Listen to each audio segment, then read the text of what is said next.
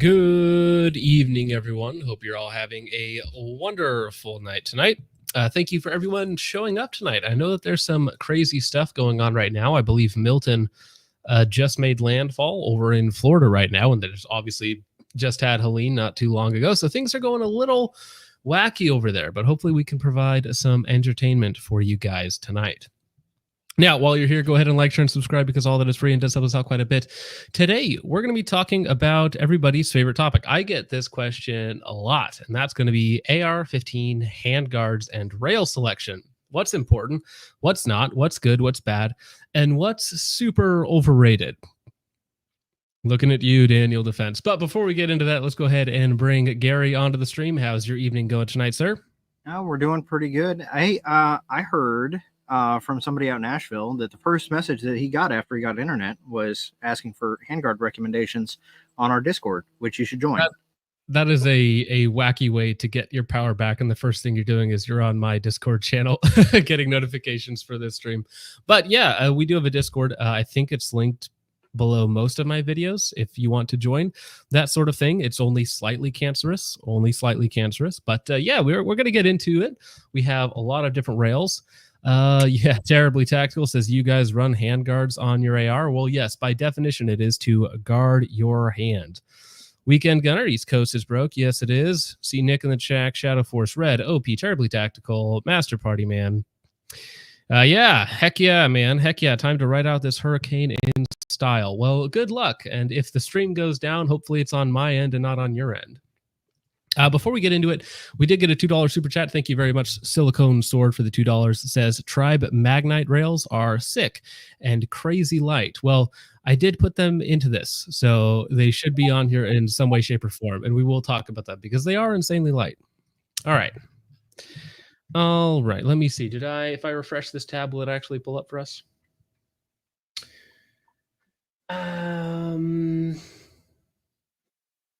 I'm still missing the arrow on here, but we can probably, if you just send me the thumbnail for it, I can just add it on my end. You know what? I didn't save it. That's why this is fine. What? Oh, let me put this up here so you guys can see. Okay, so this is what we're going to do. We're going to be talking about all sorts of different handguards. This is not the complete list. We have no F tier for some reason, even though I think that... I don't think there is an F tier when it comes to handguards. As long as it guards your hand, it's doing its job. That's why there's no F tier. There should be an overrated tab. That would be fun.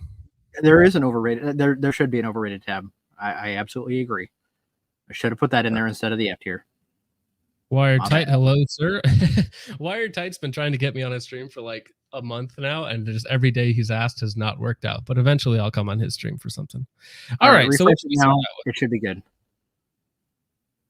I refreshed. See, there's the M41. Yeah, it's at the bottom. Okay, perfect. Timothy Bond says, need thoughts on the MCMR, you heathens. Well, I have a bent one right here, which we can talk about later, buddy. So yes, we will talk about the MCMR. I have 5 or 6 handguards on my desk, so I can actually show you guys a little more details. All right, let's start out with something basic, though.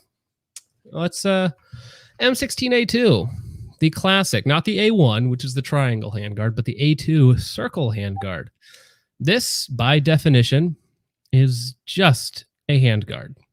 You know, you'll see retro builds where people will like tape something to the rail so you can get a light on there.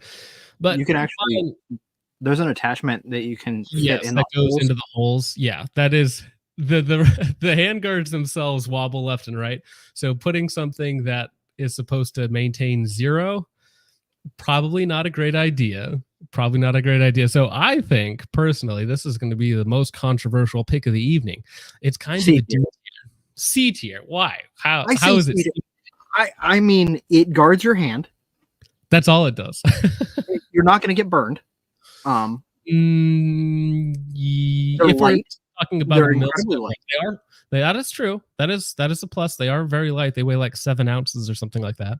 So the only reason I'm saying B tier, the only reason I'm saying C tier, and I might actually agree with you on D tier, is I think they're too fat. Well, so there's 2 different versions. There's the American version, which is skinnier, and then there's another spec that's thicker. So I've had The one I had was super fat. Yeah, because I had a Delton and a Colt, and the Colt was skinny, and the Delton was very thick because there's two different specs of those handguards for some reason, right? So I don't know, when but I was when I they was in the can't military, be higher than C because they're not free floated by design, so they're basically the worst possible handguard you could have, or at I least mean, on. I will say D tier. I think probably this is the worst one on the list.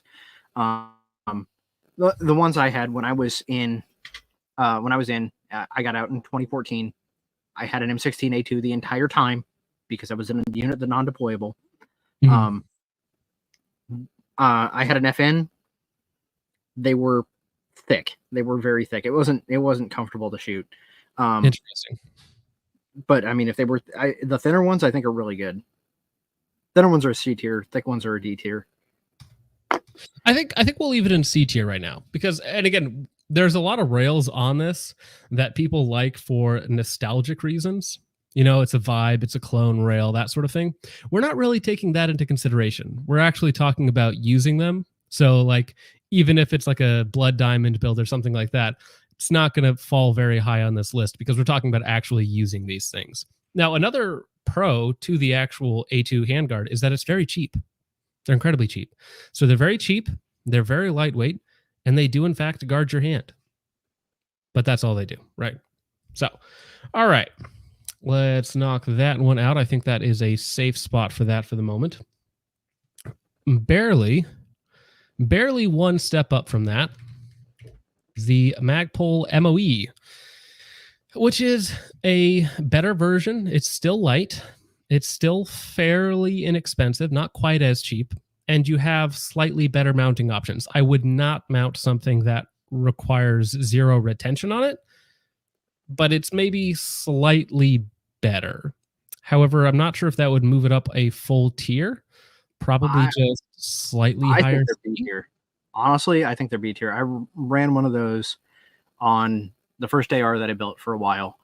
You got the M-lock slot so you can put a light on it. They're light, they're cheap, you're infinitely easier to get your entire hand around than the mil-spec A2 handguards. I would say that if you're on a budget and you've got a front side post, those are B tier. Those are definitely a B tier option. I mean, that is an interesting idea because if you already have an AR that has a front sight block, it's a relatively inexpensive upgrade. There are other handguards that we'll talk about later that can also go on to front sight blocks that are far more expensive. So I think maybe leaving it in C for the moment. I know it's getting a lot of hate in the chat, but I think that they're ugly. They're ugly, but they're functional. Yeah, no, I've used handguards or AR-15s with the MOE handguards, and they're relatively comfortable. They got better grip than the standard A2 handguards for sure. But I think B tier might be saved for some other handguards that we have out here. Probably. Okay. Probably. All right. What's next on this guy? All right. Starting off the bottom of the barrel for real, quote unquote, like free floated handguards, your standard handguards. Bear Creek Arsenal.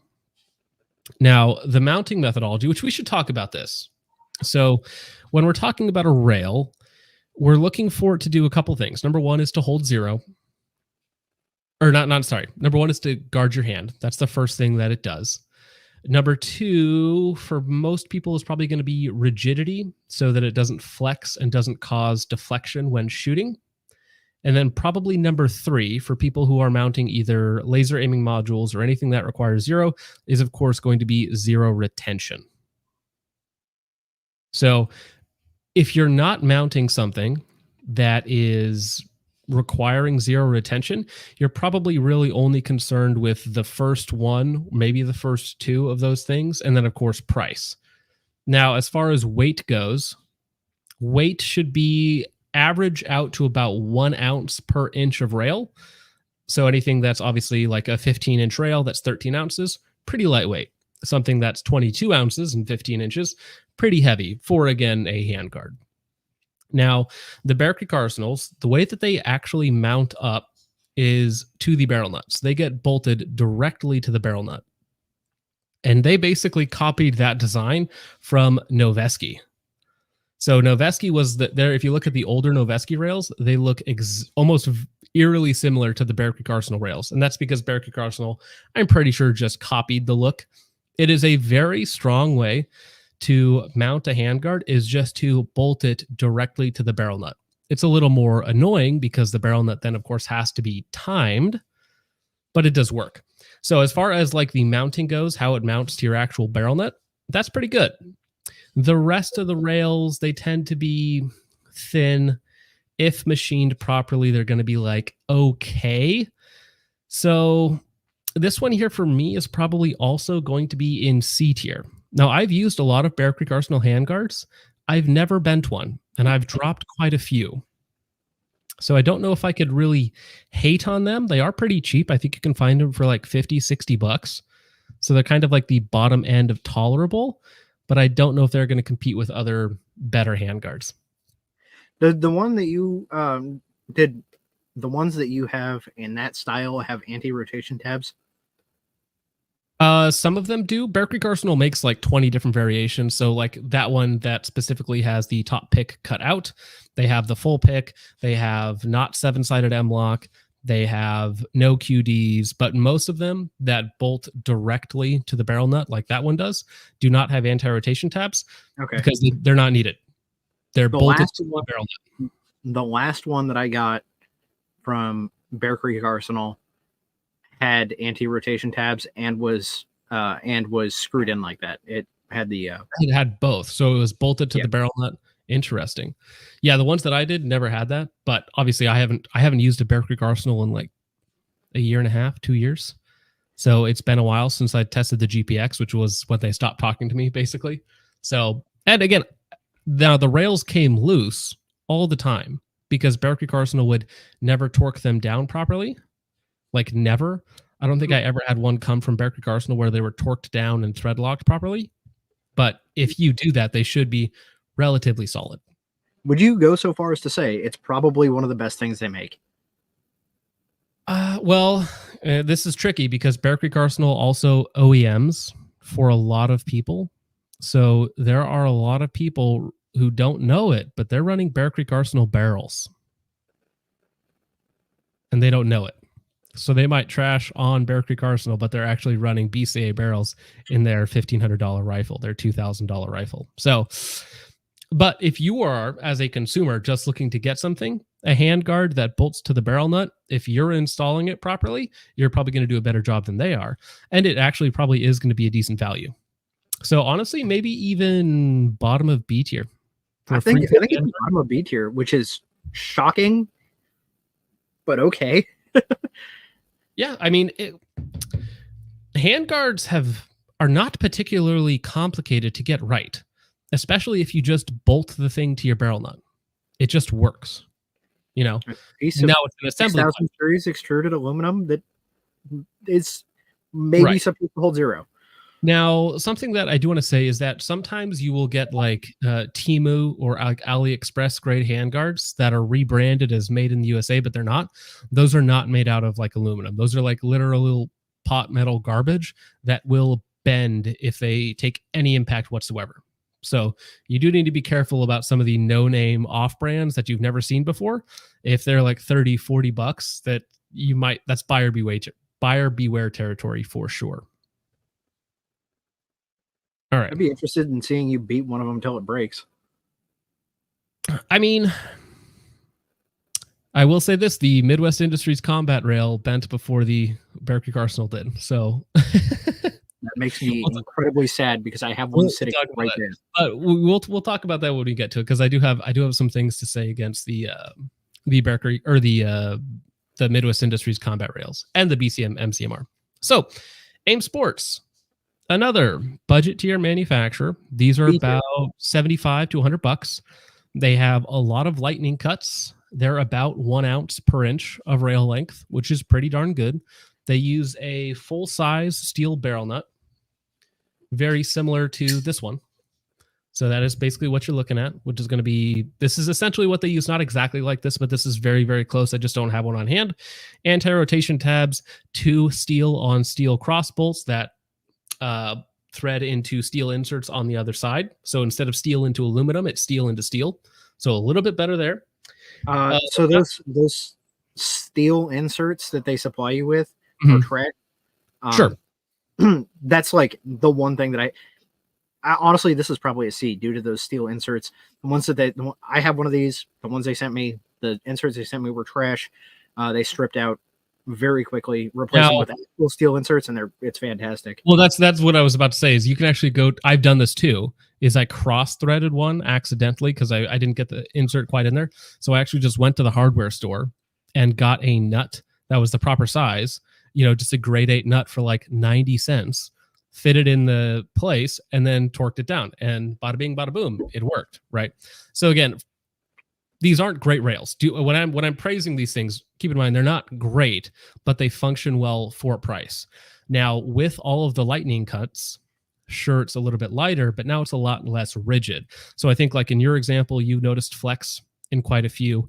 I actually still use these handguards for my AR-10 builds, but they are different on the AR-10s. They're a little bit thicker, they have more material, and they don't have the same lightning cuts that they do on the AR-15 models. They're also a little more expensive, but they work well enough for a budget rail.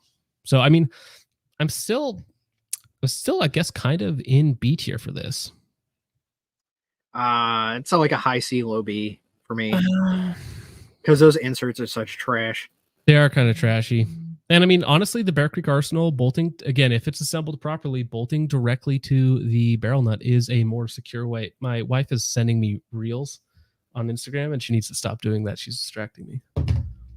Yeah, but it's, I think Bear Creek Arsenal is actually slightly better. Even though I don't necessarily like the design, some of the models are funky, but maybe slightly better just because the lockup is better. Yeah. All right. There is some super chats. Let's grab these guys real fast. Timothy Bonds for $5. Thank you very much, sir. He says, need thoughts on the MCMR, you heathens? Okay, I did read this one earlier, but yes, we will talk about that. Decent. Mr. Y for $2. Thank you very much. He says, no BCM QRF free float quad rail. We can definitely put that on here, or at least talk about it for sure, because it's the exact same rail. If you guys can see that, it's the exact same rail with a quad. So it has the same barrel nut, the same lockup. It's just a quad rail versus the MCMR, which is 7-sided M-lock. So we can talk about it for sure. I just tuned in to say that I'm Geisley maxing with the Mark 16. This guy right there. Heck yeah. But we will talk about that later, of course. It is definitely on the list. Josh for $5. Thank you, sir. He says, I have a 3-inch handguard. How do I make it bigger? Some people are growers, some people are showers, and sometimes you just got to deal with what you got, sir. So sorry about that short rail. Yeah, Nick says, I've bent an MCMR, BCM. That is way too many letters to say in a row. I've bent a BCM, MCMR, and it's still my favorite handguards all. Yeah, I still like them, but there are some downsides that we'll talk about. All right. Somebody said you got to rank Break Arms since you've mentioned them before. Yeah. So I switched off of Break Arms. This is a Break Arms. Let's get this off. We can talk about this one right now. So I've talked about Break before. This is actually a customer's rail that was in one of my builds that I built for him. And he sent it back, or at least we swapped out the rail on it because these wedges were improperly machined, so that no matter how much you torque them down, it would never actually put enough pressure on the barrel nut to stop it from rotating. So we swapped out this rail, and I had that issue pop up, I think, twice, and that was enough. Cax in the chat. We're going to talk about you in just a second, sir, so watch it. Cac Industry in the chat. Yeah, so I've met the guys at Break Arms. I've talked to them several times. I had a couple issues with their rails, and so I stopped using them. Now, Break manufactures for a lot of other people. I still like their charging handles. They have some very interesting stuff, but I think their rails need a slight redesign and a slight improvement, and then I'd go back to buying them. So this is a 11.7, which is kind of a cool length. So if you have a 12.5, like this meets up really nicely with a 12.5. Other than that, it's not super strong. There's a lot of weight cutouts on it. It does have a steel barrel nut, not that that matters. So it's It's okay for a budget rail. I would honestly, sad to say, I would put it again kind of in the AIM Sports territory, probably just below AIM Sports if I had it on the list. Not great. Not great. Not terrible, but not great. All right. Let me see. So what are we on next here? We talked about AIM Sports. Oh, here we go. So we see these all the time. These are everywhere. So I think AR-15 discounts, they sell these as like NBS or Dirty Bird. Excuse me. I want to say Right to Bear sells these. I want to say Palmetto State Armory sells these. I want to say Faxon or a couple other companies. They sell variations of the exact same rail. Some better, some worse. So we'll talk about this in concept. So, oh, wrong button. So for these, a lot of the times you have a regular either steel or aluminum barrel nut exactly like this, because I have a variation of the rail here exactly like this. Steel or aluminum barrel nut, about 1.5 inches, 2 inches long. You have a wedge in the middle. So that centerpiece that you see here, that is a wedge. So that is a steel insert that presses into the barrel nut. You then have a clamp on either side, which is steel into aluminum. So you're only looking at maybe 30 inch-pounds at most. And then here's where a lot of the variation happens, both in the rail. Sometimes you'll have 7-sided M-lock. Sometimes you'll have 5-sided M-lock. Sometimes you'll have full pick on top. Sometimes you won't. And in the back, sometimes you'll have no anti-rotation tabs. Sometimes you'll have anti-rotation tabs. And some of them also sell with a pin and a cutout in the top of the tang of the handguard, so that you actually have an alignment pin that goes into the upper receiver and the handguard, so it locks them in place. It's not a terrible design. It's fairly inexpensive. It's fairly slim. It's fairly lightweight. So actually, let me see if I can pull up a picture of that system. AR-15, just because I think AR-15 Discount sells them as the NBS handguard set. So let me see. NBS, yeah, they're NBS. Oh, here we go. Where did it? I had it and I lost it. So I can show you how they kind of match up together. If they have a picture of it. Show me the picture. Show me the picture.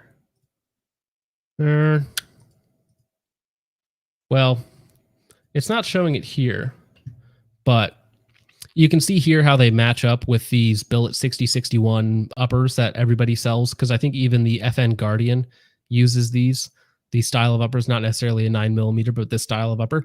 And so what they have is they have a pin going between the... On that? I think I can kind of see that it's cut out a little bit. Well, this is different. So this one here doesn't have the what's it called? The wedge in the center, but this one here might have the alignment pin where it's pinned between the upper and the handguard so that it can't shift left or right, right? So lots of different designs for these guys. Not necessarily my favorite, but not terrible either. Probably a solid B tier. Not super rigid, because they are pretty slim.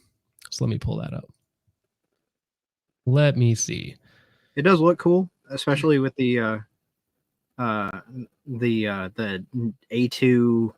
They got like a tan A2 upper. Mm-hmm. Well, yeah, and that's the thing, you can get them in almost any color that you want, because I think AR-15 Discounts, RTB, a lot of these other places use the same thing in like 20 different colors. You get different lengths. You can get if you don't want the top pick, you can get that deleted. You can get it with the alignment pin. You can get it with the wedge. You can get it without it. So it's one of those white label things where I don't even know who the original manufacturer is for it, but they sell it to everybody with like slight design variations. And honestly, Breek Arms does the same thing. So you'll notice Lead and Steel uses Breek Arms handguards with a few tweaks. So if you look at Lead and Steel for their Jag uppers, just as good uppers, they have Breek Arms, but using slightly different tweaks to it. So that's something you can do with a lot of these guys.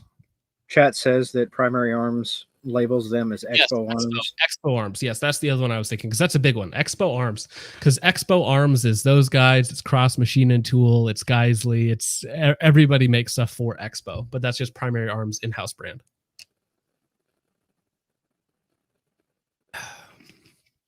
All right. You want to talk about carbon fiber next? No, not yet. We're still in budget. We're still in budget rails. Okay. As I have them kind of arranged. Okay. All right. The Budget King. One of the best quad rails on the market. Love it or hate it. The UTG Pro. So I have one of these guys here. This is the 9-inch version, which I use on my Mach 18s. And then I also have a 13-inch version, which goes on my 14.5s, right? Unfortunately, UTG, in their wisdom, decided to discontinue the 13-inch version. So I will not be using them anymore, but I can kind of tell you how they work. So these are fantastic for quad rail, right? So you have your barrel nut, which is this guy right here. Does need to be timed, little annoying. Goes right in there, just like that. You have 2 steel dowels inside of the handguard that line up with your barrel nut. And then you have 4 steel bolts. I have them around here somewhere. All these guys. You have 4 more steel bolts that then go in from the back, which is kind of annoying to do, and then lock the handguard into your barrel nut. So you have 2 steel dowels going this way, 4 steel bolts going this way to lock it in place. It is a incredibly rock solid lockup. Rock solid. I have hundreds of them out on the market currently. Never had an issue with any of them so far anyways. Knock on wood. Fantastic quad rail handguards. On top of that, when we compare them to the Daniel Defense, they're also lighter per inch. I want to say the 12.5-inch Daniel Defense RIS 2 is 17 ounces, and the 13-inch UTG Pro, which is also made in America, by the way, is 1/5 the cost, but it's also 15.6 ounces. So it's a whole ounce and a half lighter for a longer handguard versus the wrist rail. And we'll talk about later on why I greatly dislike the wrist rail. So UTG Pro, if you can find the other length of handguards in stock, the 9-inch is still great, but you're really only using that on a 10.5 or 11.5. It's a quad rail, so it's a little heavier. It obviously has the QD inserts all the way up and down. I think it's a fantastic rail if you need a quad rail. So I actually really like it. Thoughts, Gary? What do you think? Is this the first A-tier rail that we've got? It's got to be A, especially when we compare it to some of the other ones a little later. Why is it not on the list? Gosh dang it. Is it? No? Where does it go? I'll get it. I got it. Wait, what? Because I can just add it. I can add it, can't I? Choose file, pictures, downloads. Can you guys can't see all that. Okay. There's nothing on. Truly professional grade. Exactly. Okay. Boom. A tier. There it is. Bold statement. All right. It's not wrong though. I absolutely agree with you that those are fantastic. Yeah, I mean, way above their weight. Yeah, literally way above their weight and cost, because I think the 13-inch rails were like $99. Whereas the RIS 3 is, or the RIS 2 is $500. Ooh. All right, so you wanted to talk about this one a little bit. This is the SIG tread rail. Yeah, I think we can include this one wherever you put the bad attitude one. It's still kind of budget. It is. Yeah, it's budget. It's. I think I picked it up for like $100 or so. I bought this for I built my buddy an upper, and he didn't have a whole lot of money, so I just picked out the cheapest parts I could find. This one, I think I swear I got it for less than $100. It's the same kind of 2-bolt clamping mechanism on the barrel nut, anti-rotation tabs, no Picatinny, so it's nice and light. Looks kind of cool, I guess. Your use case for it. I would never mount a lamb to this, because lamb into Picatinny section, into M-lock, into, it's a fine rail, right? For being a lightweight and slim rail. Some people really like the slim rails, but I personally really like the slim rails. I really like being able to get my whole hand around it. A lot of people really like that. They like the feel. They like it, they're not used to choking a chode or whatever the saying is. Some of them really like that. But if the advantage of having something like a quad rail is that you have 4 spines, essentially, right? So this is incredibly rigid. Not only is the lockup really good, but it is an incredibly rigid rail, The downside is, of course, weight and size. So pick your poison.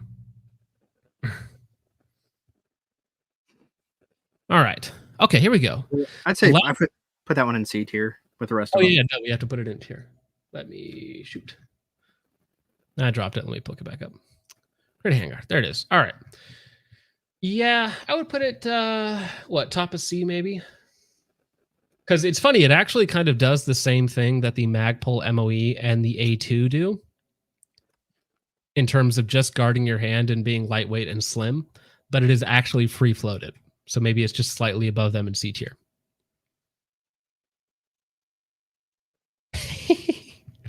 I see Julian super chat, which is perfectly timed, because we have the CAC rail. Now the CAC rail is really good. It's really, really good. It's a basic rail. Now, of course, I got a full disclosure. I'm a dealer for CAC. I talk to CAC. And I don't know how many times I'm going to say CAC in this conversation, but I use these rails in just about all of my builds. So I buy these quite often. That might be why CAC is in chat. Might be why CAC is in chat. Yeah. And it might also be because I talked them into, doing some stuff for me with the suppressed only barrels, and apparently they're selling really well for them. So, I have no financial relationship with them other than I give them money, to be clear. I give them my money because I think the product is good. So the way that the product hooks up, I didn't have one here disassembled, so I wasn't going to pull one apart. Essentially, you have a barrel nut, you have your 2 aluminum wedges, you have your 2 kind of big steel bolts. These go down to 40 inch-pounds. You have a good amount of contact between your barrel nut, between your handguard. The 2 cross bolts also act as anti-pull-away tabs, so the rail can't walk forward on you, of course. And then the rail has anti-rotation tabs on it, which in theory will allow you to, keep it really tight up against your upper receiver. Now, one thing that I will note is that on certain upper receivers, you actually have to pound the handguard in place because the 2 alignment tabs are just ever so slightly undersized. So you just tap it in place with a rubber mallet, which I'm going to talk to CAC about this, but I personally prefer that. And so I have an idea for them for a K-spec rail that they could do with basically the same design, but a much tighter lockup. So I really like these rails. They're $100 retail and about 30% less than that on the dealer side. They're not particularly expensive. They're right at about 1 ounce per inch of length, if I remember correctly. 7-sided M-lock, good amount of meat, full pick rail, very rigid. And I know people who are running D2s on these currently, which is a $1,700 lamb, right? Without issue. So decent rail. Really good for the money. Don't know if there's a better one out there for the money. Yeah, CAC says it's tight like a taiga. Not sure if that's the expression I would use. Something like that. Interference fit on an AR handguard. That's a new concept for me. I know some of the AK handguards you have to do that for, but yeah. Well, and that kind of does help to hold everything in place, is having that friction. Now, I saw Julian had a couple super chats. He had a bunch of them in there. Let me see. I got a Mitchell Black for 199 says rolling for PSA Saber QDSM rail. We might look at it. Let me type that up over here. What is that? PSA Saber QDSM. I don't even know what that is. PSA has so many rails on their website. It's ridiculous. Speaking of overpriced trash, I should have pulled up the Q rails. Oh, dude, I forgot about those. I've never used one, though, and I have no experience. Yeah. No, we will talk about that rail because it's a ripoff of the Geisley Mark 8. So, and I've used that rail. So we will talk about that, Mitchell Black. Compulsive Gun Buyer for $5. Thank you very much, sir. He says, I know BCA is the OEM for a lot of barrels in the industry. Is that something to be concerned about, or is that a BCA core competency at this point? So the thing about OEMing for other companies is a lot of the times other companies will hold you, the supplier, to a much higher standard. So for instance, in my experience, I worked for a company called Scott Industries, and we made all sorts of hydraulic cylinders and parts for $1 million companies like Terex, Genie, who does all the big crane stuff, right? So we supplied them like $100,000 worth of parts a day, right? That's the kind of work we were doing for these guys. And our contracts and standards for them were insane versus the mom and pop shop down the road that needed like 6 feet of pipe, right? It's like, plus or minus a quarter inch on that bad boy and ship it, right? But what we did for Terex was not that. We'd get in huge trouble if they started having issues, right? Because the thought of losing a big contract, big problems, right? So BCA also, if they have $1 million contract with a Colt, which they do, they're probably going to hold those parts to a much higher standard, than their own stuff to you, right? Because you're $60 to them. They don't care about you. You're $60. You're $100 to them, right? To their $1 million contract, big deal, right?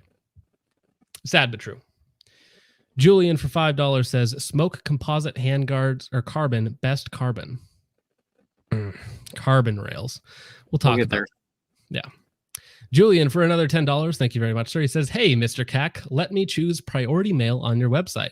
I know what stuff costs when I ship home to Alaska, and ground advantage pisses me off. Yeah, dude, ground advantage, depending on where it's going, can be miserable. So I feel that. And yeah, that's why everything that goes to either Alaska or Hawaii is all USPS priority. Julian for $5 says, I run a CAC carrier for my CAC bolt, but God, let me use priority. CAC K-A-K carrier for his KAC bolt, which is special. Julian for another $10. I have a CAC upper John grabbed in one of his videos, and he let me hold his CAC free of charge, and I own all your meme muzzle devices. Yeah, CAC also does make just about any muzzle device you want. For another $10, he says, so let me choose priority mail, CAC, you pillock. So CAC can get on that. And thank you, Julian, for the super chat spree. That was very, very kind of you, sir. We appreciate it. All right. I mean, for that, you probably could have just paid normal shipping. Actually, that's true. For like the $50 in super chats that was, Julian, you could have actually just, paid for the upgraded shipping, like UPS 2-day, that stuff. So just saying, but we appreciate it, and hopefully CAC listens to you. All right. Oop. Where were we? We had just finished off the CAC. That might be the last time I say, no, it won't. I just thought about it. It won't be the last time I say CAC in this stream. Okay. We have too much CAC to talk about. All right. CAC rail. Where are you on the list? Hello? Are you not on the list? Gary? But I put it on the list. I put it on the list. Where to go? Well, I had it on the list. Why is it not on the list? It's fine. I'll just add it in. Let me see. There we go. All right. CAC rail, top of A tier. Good place for it. Good place for it right now. It's a great rail. Does just about everything you want it to do. Not the best, but just about everything you want it to do, especially for $100. Oh, no. Now we have to talk about carbon fiber handguards. So carbon, see Cat killing in the chat. I'll just say it, okay. I hate carbon fiber handguards. I do. I don't like them whatsoever. I understand. All of them? Basically all of them. They're slim. They're lightweight. Some of them look kind of cool, right? But when you're mounting, you don't have pick rail. You're never going to have pick rail on a carbon fiber handguard. What about the PRI Delta carbon fiber handguards? Those have pick rail. Those do. Those are like bolted into the carbon fiber, I want to say. Somehow because they're not drilled directly into the carbon fiber, right? No. They're like, there's like a steel insert that's like drilled into them, I want to say. Yeah, it would have to be. That's something. But even if you look at the carbon fiber, the PRI carbon fiber handguards, they're actually heavier than a regular rail that's of the similar length. They're like 16, 17 ounces. It's like, why am I getting? Yeah, so that's something we'll talk about later. $500. And they're also insanely expensive. Yeah. So for instance, I've done, red right hand. Absolutely. I hate carbon fiber anything. So if you're looking for something that's lightweight, there are really inexpensive aluminum handguards that are going to be within like 2 ounces of it, right? if you don't care about mounting anything on it, you can find cheaper aluminum handguards that are going to be almost the same cost. Now, carbon fiber is very rigid. It also has a problem with cracking. If you drop it, they don't bend. They are very rigid. They don't bend. They Well, crack. it does kind of bend. It bends It in has one like direction. it has like yeah, right. It has a little bit of flex to it. But it's one of those things. It's like when your yield strength is so close to your tensile strength that once you move past a certain point, it just does. It doesn't like it like aluminum bends, right? If you hit aluminum with a hammer, it's going to just dent in, right? That's what's going to happen. If you do the carbon fiber, it's just going to shatter. That's what's going to happen. So I don't love carbon fiber. I really don't. It's very expensive. You save a couple ounces. The way it's designed, you usually have to time your barrel nut and then bolt it into the handguard itself or thread it in. I've seen some of them that are threaded in as well. Also, not my favorite. I just don't like carbon fiber. I was playing around with the guys. I think it was like a $400 custom carbon fiber handguard, like running my hand up and down it, right? And there were sharp edges where like the carbon fiber had like not overlaid properly, or just very expensive handguard had not been finished properly or something, and it had like razor sharp edges on the handguard itself. And I was like, no, no, thank you, not for $400, not for $500. I have a use case, I think, for carbon fiber, for a carbon fiber handguard. And that use case is in extreme cold weather. I think. How so? I think that's the only, because aluminum is going to suck the heat out of suck the body heat out of your hand. Yeah, but if you're in extreme cold, aren't you gonna be wearing gloves anyways? I mean, you're still going to suck it. Aluminum makes an excellent heat sink. Carbon fiber makes a terrible heat sink. That's so niche though. I mean, like, if there's one thing, that's probably it. No. Here's the thing. Ready? If you think it looks cool, that's the reason to buy carbon fiber, right?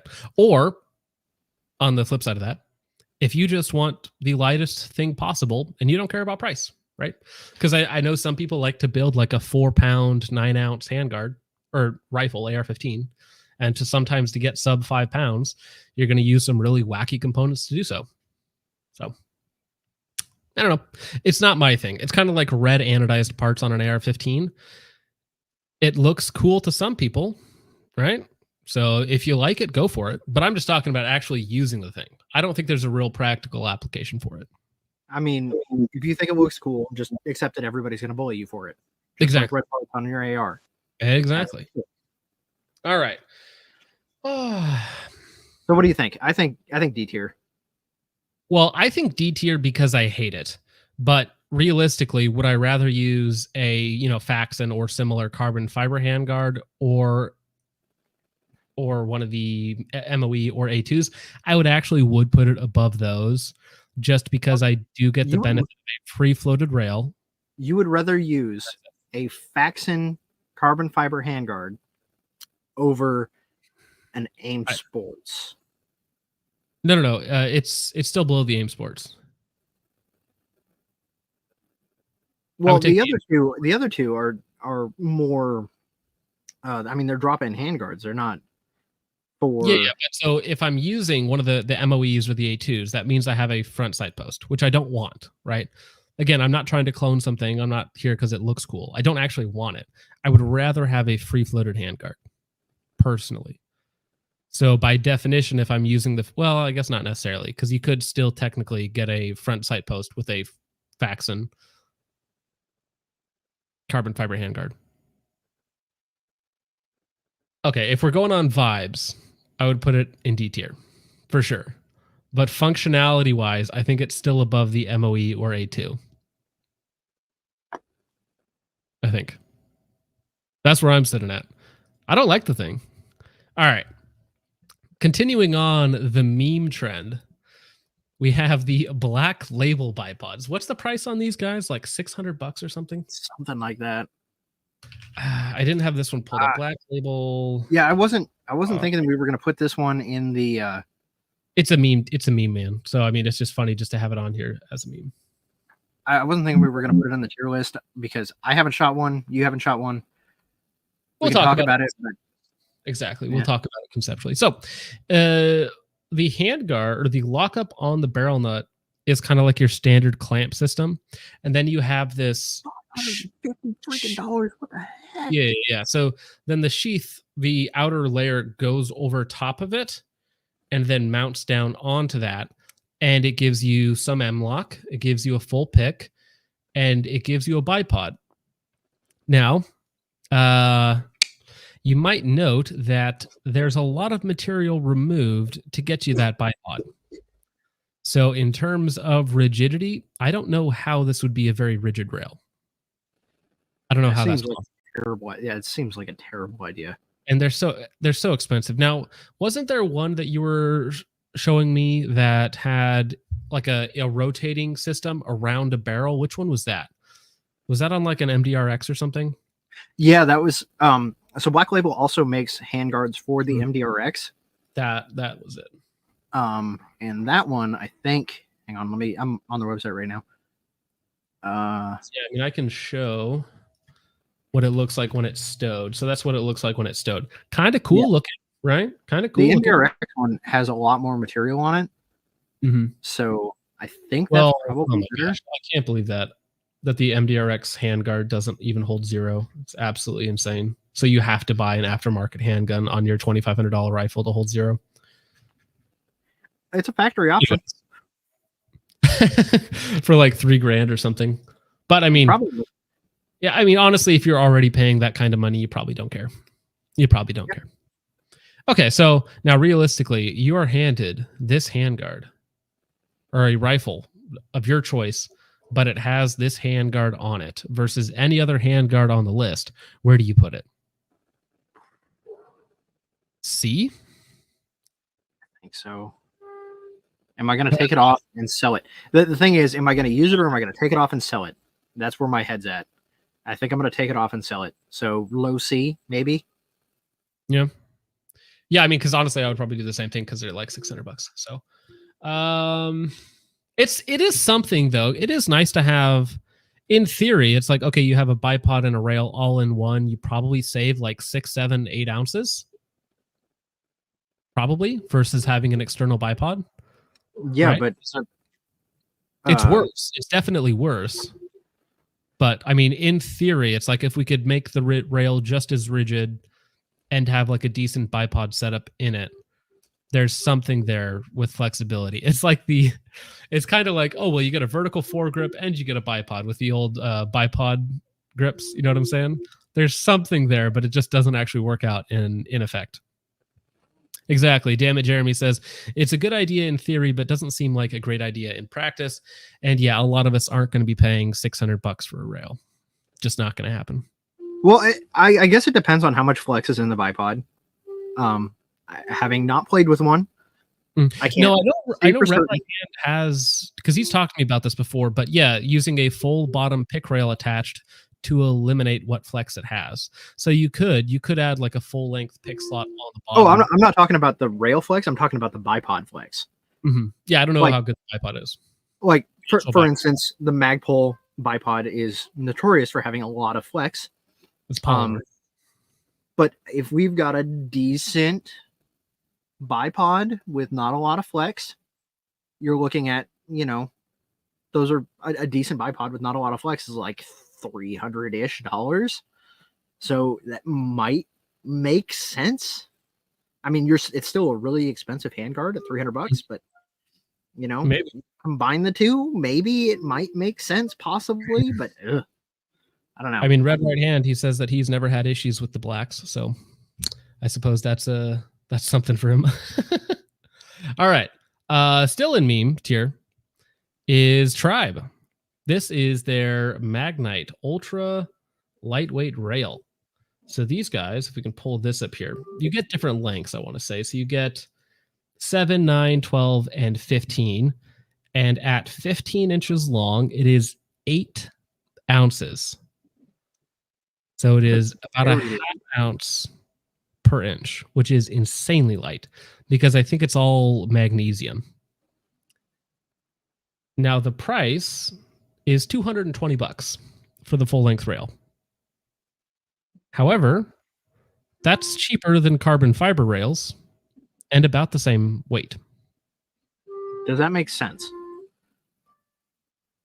As far Does a as magnesium rail make sense? I would say mostly no. I mean, you can get magnesium lower receivers from the old Remington Defense ACRs. They had a magnesium lower receiver to save like 3 ounces versus the aluminum ones. So, not to me, no. But if you're just going for lightweight, you do get a full pick rail on top. So it's a little bit more rigid, probably. Crazy expensive. I'm sure it's not as durable. I'm sure it still has the downsides of, not using aluminum. But if we're comparing it versus carbon fiber, I actually like it more than carbon fiber. And it's cheaper too. So, yeah. What are we calling this guy? This is the Magnite rail. So do you think that this would catch on fire? If we were putting it in a full auto system, possibly, but in general, no. I don't think that's really a possibility for it. My thinking is like, maybe you shave off a little bit of the inside rail when you put on some M-Lock. Maybe it's a magnesium aluminum alloy because it's not actually like solid magnesium, right? So who knows? You know what? I'm seeing a lot of stuff in the comments here about the Black Label being actually pretty decent. So I might be wrong. I might be wrong about it. But we're talking about a conception. I wasn't going to put it on the tier list. Don't hate me for it. You put it in the other folder, and I thought we'd talk about it because it's funny. This is kind of the meme tier stuff that we're in right now before we get into the actual serious competitors. Okay, but the super light rail. B, maybe? C? I don't know. No. Because, I mean, it's in that same category of its entire purpose in light is being lightweight. That's it. And it's $200, right? So for me, if I'm going to say, would I rather have this or any of the other rails that can actually do things that I want them to do, I would take the hit of 3-4 ounces and just get the other rails personally.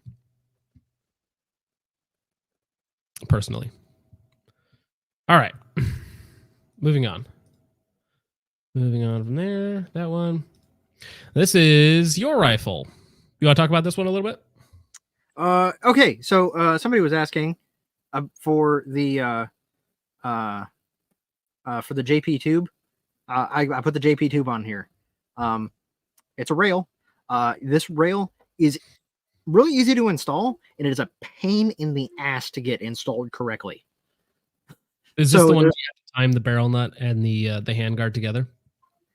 So you don't need to time the barrel nut, but you do need to time the handguard. There's three set screws on the inside of the handguard that move it, cant it whichever way. And if you screw it up, then it impinges on your gas block, and it's great. It's light. You don't really need, obviously with this one, there's no lights or anything mounted to it. So you don't need to worry about,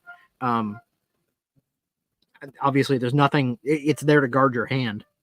Right. It is literally just a handguard. It's there to guard your hand. And it's the only one that I could find that was 17 inches. So, It's a long boy. What do you have it on right now? Is that your 243? That's my brother's 260 Remington. 260. Okay. Very cool. All right. So where are we putting this guy on the list? This is a high C, low B. It's really good if you can get it to work right. And if you can't get it to work right, it is a giant pain in the butt. What's that? Would you rather have it or the SIG tread rail? Oh, that one, definitely. Okay. Put it up there. Put it in high C for right now. All right. Now we're in the bottom tier of the actual handguards. So like the $150 to $200 price category. All right. Midwest Industries Combat Rail. Not my favorite rail. I think that the benefits of them is they are very slim. and relatively lightweight. That's about it. I don't particularly like anything about it. I have had both the rail bend and the whole rail shift to the left because the way that they mount is on a very, very small steel barrel nut. So they went with a steel barrel nut, which is very tiny. It's about that big. Now, this is the BCM rail, which we'll talk about in just a minute as well. So why did you sell me one, John? Exactly. But that was before I bent it. So the more experience I have with them, the less I like them. So they have a very small barrel nut like this versus, let's compare it to a Geisley barrel nut, right? It was the week after. It was a week after you handed it off to me that you bent it. Yep. I bought two of them. I bought one for myself and one for your build. So look at the amount of surface area. The amount of surface area on the Geisley barrel nut. Look at that. Perfect. Amazing, right? Versus the very small steel barrel nut that you'll get on something like the Midwest Industries. Now, what that means is that the rail is not very well supported.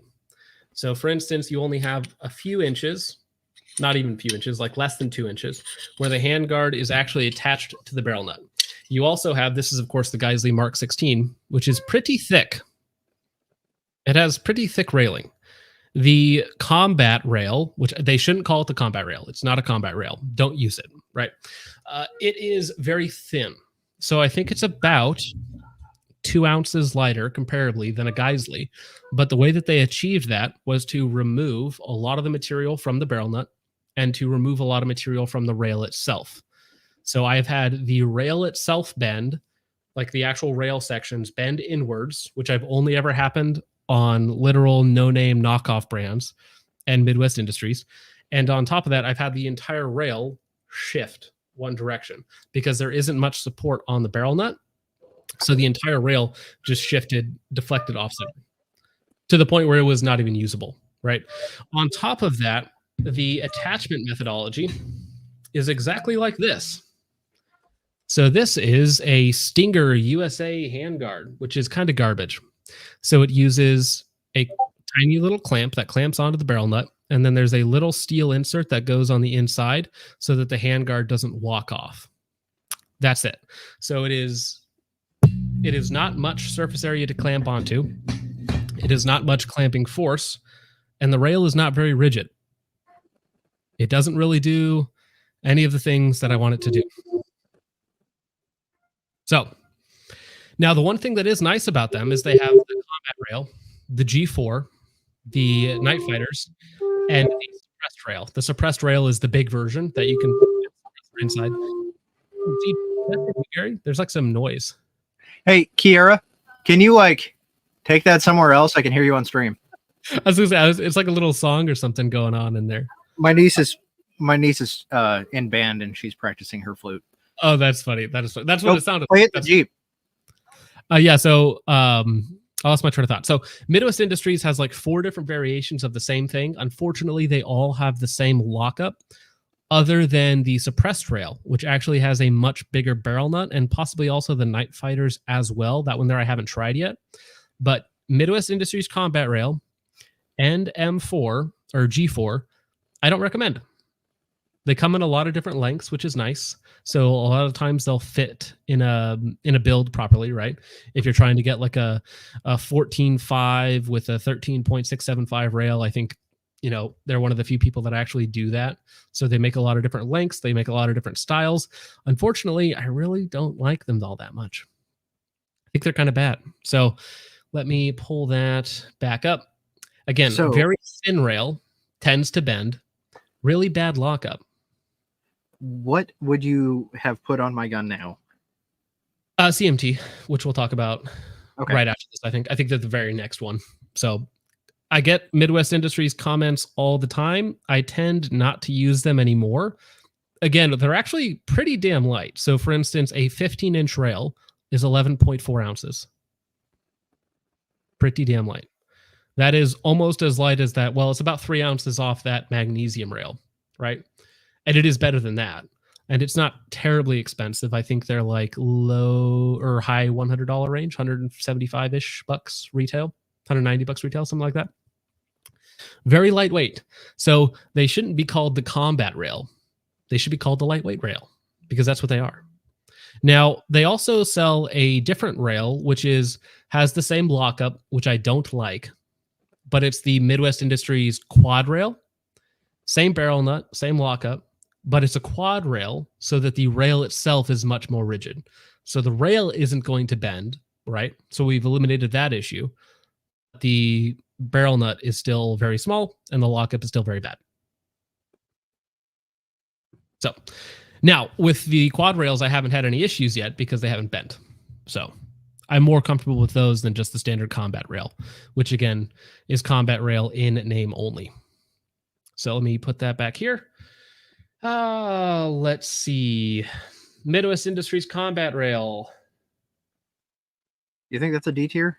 No, it can't be a D tier because I would still use it over a MOE or A2 because I can mount the things I want to mount to it. And it's free floated. And it's not insanely expensive, but it's got to be like below every other rail on the list, basically. I mean, honestly, I might want to bump the SIG tread rail just below it. I don't know. Although again, it kind of, I don't know. That's just a lightweight rail though. That is what it's supposed to be. Now, if Midwest Industries called it the lightweight rail, I wouldn't have a problem with it. Well, Midwest Industries now has a lightweight rail. Well, yeah, they have a titanium with a titanium barrel nut versus a steel barrel nut. So I think they save like another ounce, but they charge you like $250 for it. All right. Moving on to the FCD RHF.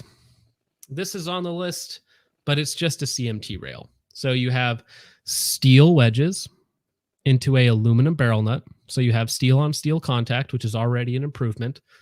Wedge design, which implies more concentric force around your barrel nut. You also have much more of it.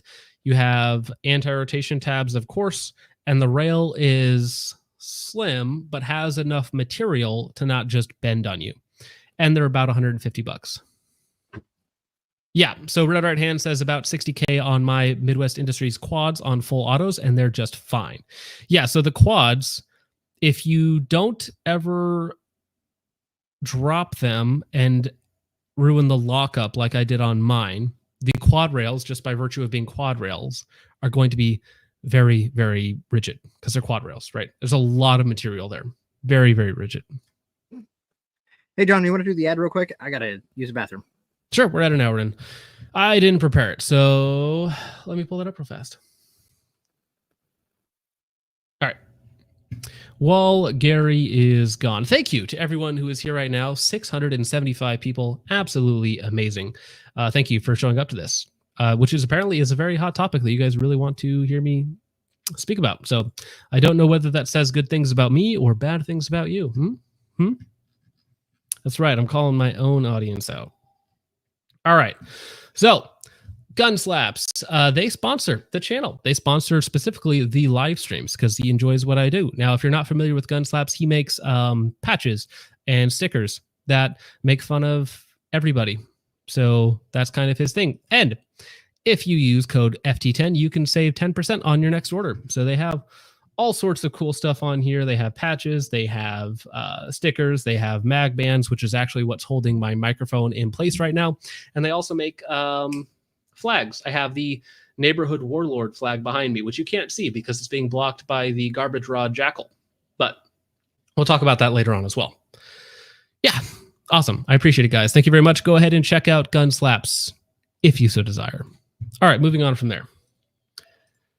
Back to where I was before. So it's basically just a CMT rail, but it doesn't have the 7-sided M-lock. It's just 3, 6, and 9. So it's kind of like a little worse. So, which makes sense to me because we're going to put it A tier. But for now, it's the top of A tier. Hey, look at that. Speaking of Gun Slaps, he's been doing this Mario thing lately with his up until Nintendo sues him. Yeah, right up until Nintendo sues him. Well, you know, maybe. Yeah. The most recent one is legally distinct enough, I think. I don't know, man. Nintendo sues anybody for anything. So they are not a company I would mess with. Let's say that. All right. Cross machine and tool. Again, this is the actual OEM for the FCD rail. This is what's known as the HDM ARCA, because Gary grabbed the ARCA image, which has a full ARCA rail on the bottom. Very cool, very rigid as well, because it adds a lot of material to the bottom, basically. Very exact same lockup. You have steel wedges, and they go into your aluminum barrel nut. You have anti-rotation tabs. Now, I know Brassfax has done the same thing to his CMTs that I've done to my Midwest Industries combat rails. So, which is why I'm still not going to put them up higher than A tier, because I think there are rails that are better. This is actually going to be the next one that I get. Is the ARC one? CMT with the ARC on the bottom for my AR-10. Yeah. So just for reference, I think the last one we looked at, the combat rail, was 11 ounces at 15 inches. The cross machining tool, even with an aluminum barrel nut, is 13 ounces. Not the ARCA version, but the regular HDM version is 13 ounces. So you have an extra bit of aluminum in there. It's a little bit more rigid. Still not perfect. We're not gonna put it up higher than A tier, but it is A tier. All right. And that is just above the FCD, because it's just the FCD, but with 7-sided aluminum, or 7-sided M-lock, which is what I prefer. All right. Moving on, delete those two tabs. All right, here we go. Now, did you put this one in there yet? No.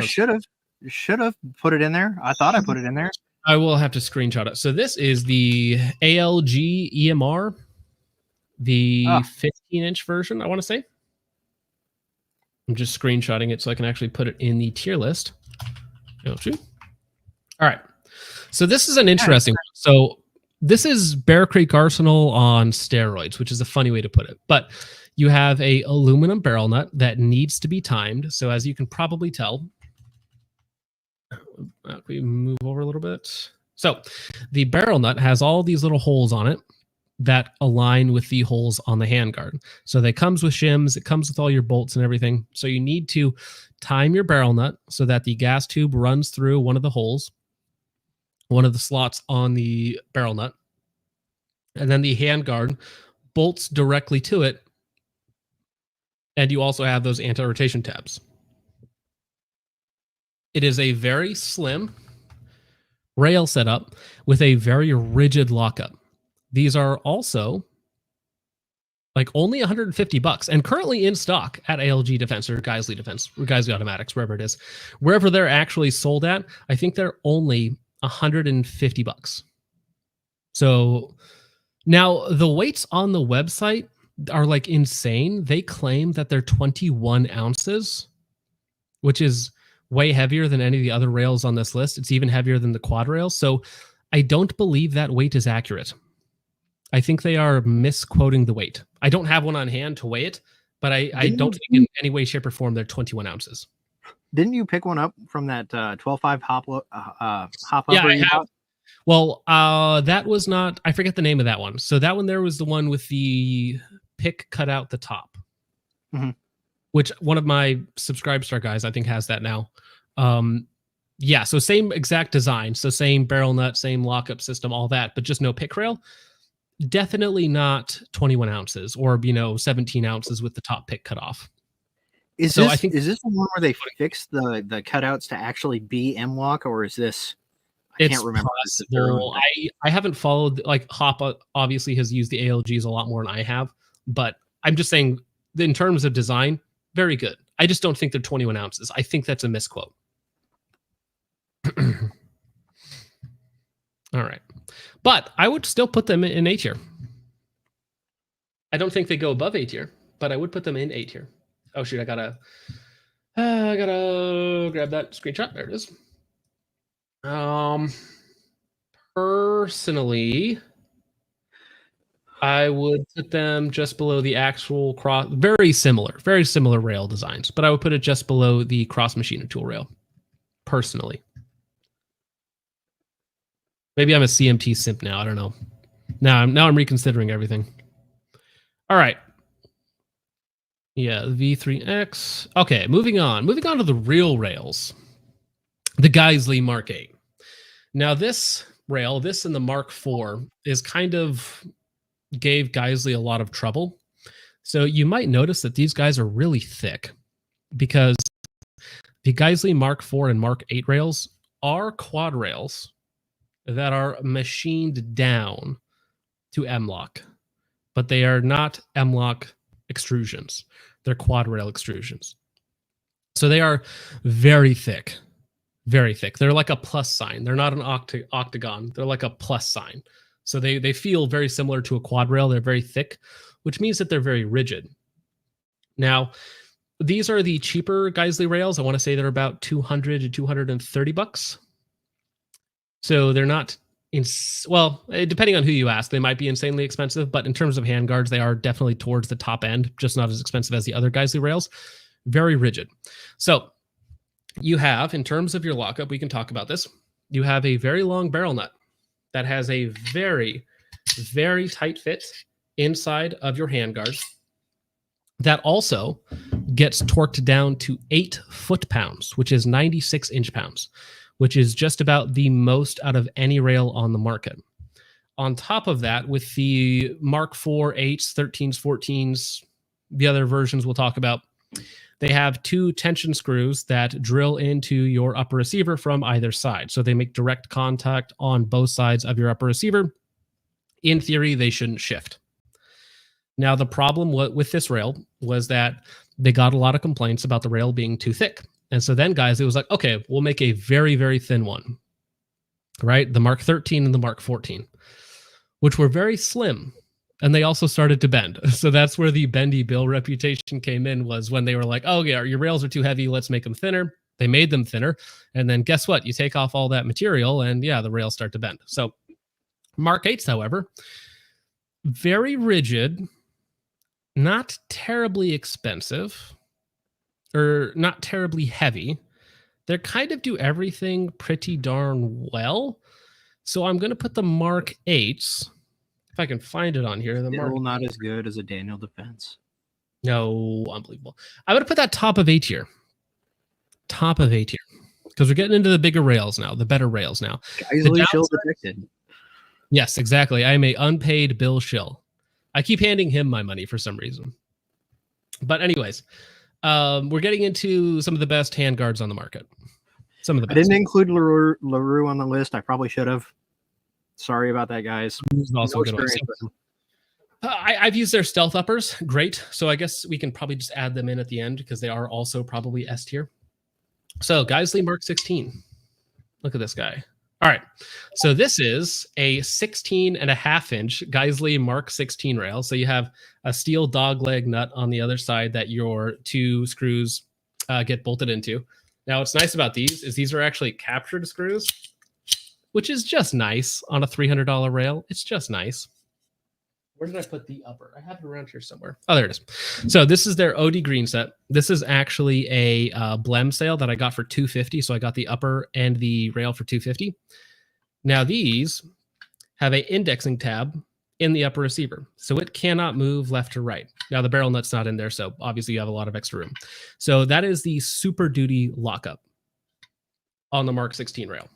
Fantastic. Also on the Mark 16, you can probably notice that there is a lot of material on there, fairly rigid, 7-sided M-LOK, so they're slimmer than the Mark 4s and Mark 8 rails. They're not the lightest rail on the markup, but they're not supposed to be. Now, in terms of durability, I think the Geisley heavy-barreled 14.5 or 16-inch holds the record currently on the burn down test from Golden Web. I think it made it 1,000 rounds straight before the gas tube on that bent. And that currently holds the record over the LaRue, over the Radian, and a bunch of the other top tier systems. So I wouldn't be concerned about these rails all that much in terms of their durability. Mark 16's fantastic. Probably the best handguard on the market.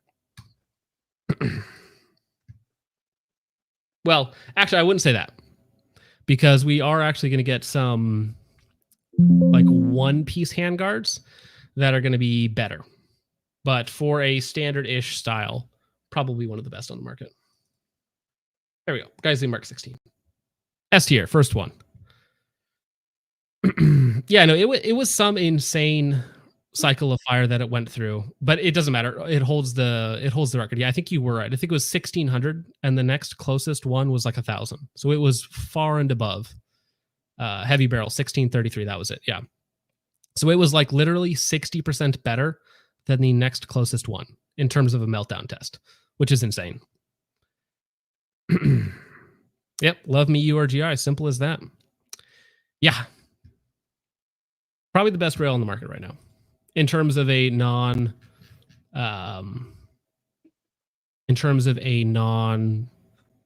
like, how do I say this? In terms of a non-proprietary solution. Because there are some more rigid rails on the market we can talk about, for sure.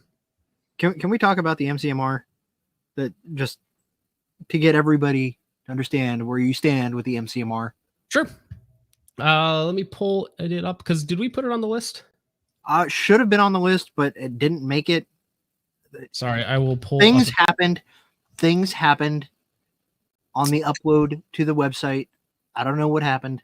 It didn't make it. Yes, I'm sorry. I'm just going to. All right, so this is the rail. I have one here with me, but we should be able to pull this up. Share this tab instead. All right, BCM MCMR, right? Looks great. Fantastic. So with these guys, here is the MCMR that I have here. I'll actually just full screen myself. MCMR, 15-inch rail. We have a pretty thin piece of aluminum there. And now this is a circle. This is not octagonal. This is a circle. This is a straight circle. The reinforcement on it isn't great, if not non-existent. Now, what they do really well, really well, is these barrel nuts are very, very tight fitting. So it is a friction fit, but it is a very, very tight, and that's not even all the way in yet. I'm not getting that out by hand. It is a very, very tight fit in there, which is good, right? And then you have a top wedge system and a steel anti-rotation insert that then locks down onto your upper receiver, right? So it does the lockup thing pretty good. I will give it that. Absolutely. Pretty good. Retail on these is about $200 roughly. I think dealer price is about $150. So they're not terribly expensive. Now, I defended them for a very, very long time.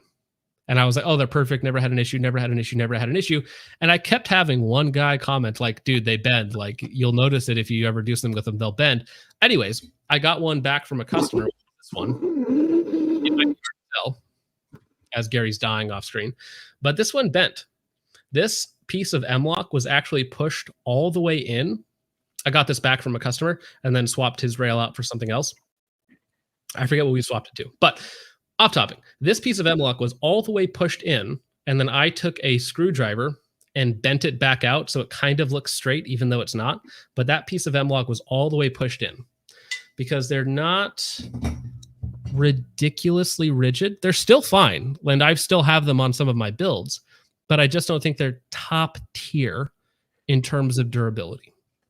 I would be fine mounting them to, or mounting a laser aiming module on them, mounting parts to them. I don't think that's an issue. They've definitely been used in combat overseas. They're just not top tiers. Top tier. Sorry about that. It's cold out here. My fire died. I was trying to get it started again. Oh no, you're good. I get it, man. I'm inside where it's comfy. It's too hot here and it's too cold for you there. But yeah, it's a good, solid rail for the price that they charge for it. I wouldn't put it pound for pound up against other rails, although it is pretty lightweight. It's pretty lightweight. It's pretty slim. It's relatively rigid, right? It's just not going to compete top tier in terms of durability. That's all. So it's still, even though I might, have a lot of little things here or there to say about it, it is still, can I save this image? I can. Hey, look at that. Sweet. Which means I can add it on here, choose files. Where'd it go? Which means I can still put it in A tier. Oof. Probably just below the FCD, which is a CMT. So just below ALG, just below Cross Machine and Tool, and just below the Geisley Mark 8. But pretty good overall. Plugs. And they also have the QRF, which solves that issue, right? Because you still get the good lockup, but now you have a quad rail. Or I haven't gotten my hands on them yet. But they also have the new Raider rail, which is a hybrid M-Lock pick rail, which I would love to get my hands on, but I haven't gotten that yet. And that would also be more robust. But I don't want to have one to test. In terms of weight, they're pretty good. They're under 1 ounce per inch of rail. So as a rule of thumb, they're pretty good for that. All right. I'm going to skip the Mark 18, or I'll just put it on the list because the Mark 18 is the Mark 16, but ARCA. So if you need ARCA, it does that. It's very rigid. If you need ARCA, get the CMT because it's like $200 more expensive. Yeah, that's true. Yeah, I mean, honestly, I would. But if we're talking about, it's just the Mark 16 with ARCA. That's all it is. So it's nothing particularly special. Okay, now this one gets talked about everywhere because this is the old Mega Arms, I want to say, which now makes it for Zev, or is now Zev, or was bought by Zev, something like that. But it's Zev also the same thing. Yeah. But it's also used by Sons of Liberty Gunworks. I think it's their drive.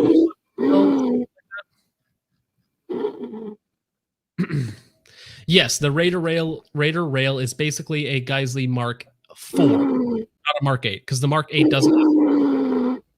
The Mark 4 does. So it's basically a lighter Geisley Mark 4 and a cheaper Geisley Mark 4. So the Raider rail, I do want to get one of those. Okay, so the Zev, pretty darn good. It is a wedge lock rail, I want to say, but it also comes with a alignment pin for their upper receivers. So you have a drilled upper receiver, or you drill your upper receiver if you are competent at doing that sort of thing. I'm not really that competent to do that, but you can do that, and then you have a alignment pin inside of your handguard, inside of your upper receiver, like a Geisley Mark 16 rail on the Super Duties, that sort of integration between the upper and handguard. Very good. Now, these are, I want to say, more expensive than the Geisley rails. I want to say they're like $350, $375, something. I don't think they're that expensive. Well, I know the dealer price on them because I see them on the Sons of Liberty Gunworks site. But Zev, wow, that's $330 for the 16-inch version. Yeah, so the 13 is $294, but and yeah, so $300. So they're the same price as the Geisley. Now, I guess it slightly depends, because if you are buying them in a set where you have a upper that's already pre-drilled with the pin, like that's pretty darn good. That's a pretty darn good way to go, I would say. So that would compete. Is it on here? It is on here. Basically directly with the Geisley Mark 16, right? So for you personally, if you're like, oh, I like it more than the Geisley, that's fine. If you're like, oh, I like it less than the Geisley, that's fine. But they're kind of in that same category of a top tier rail for me.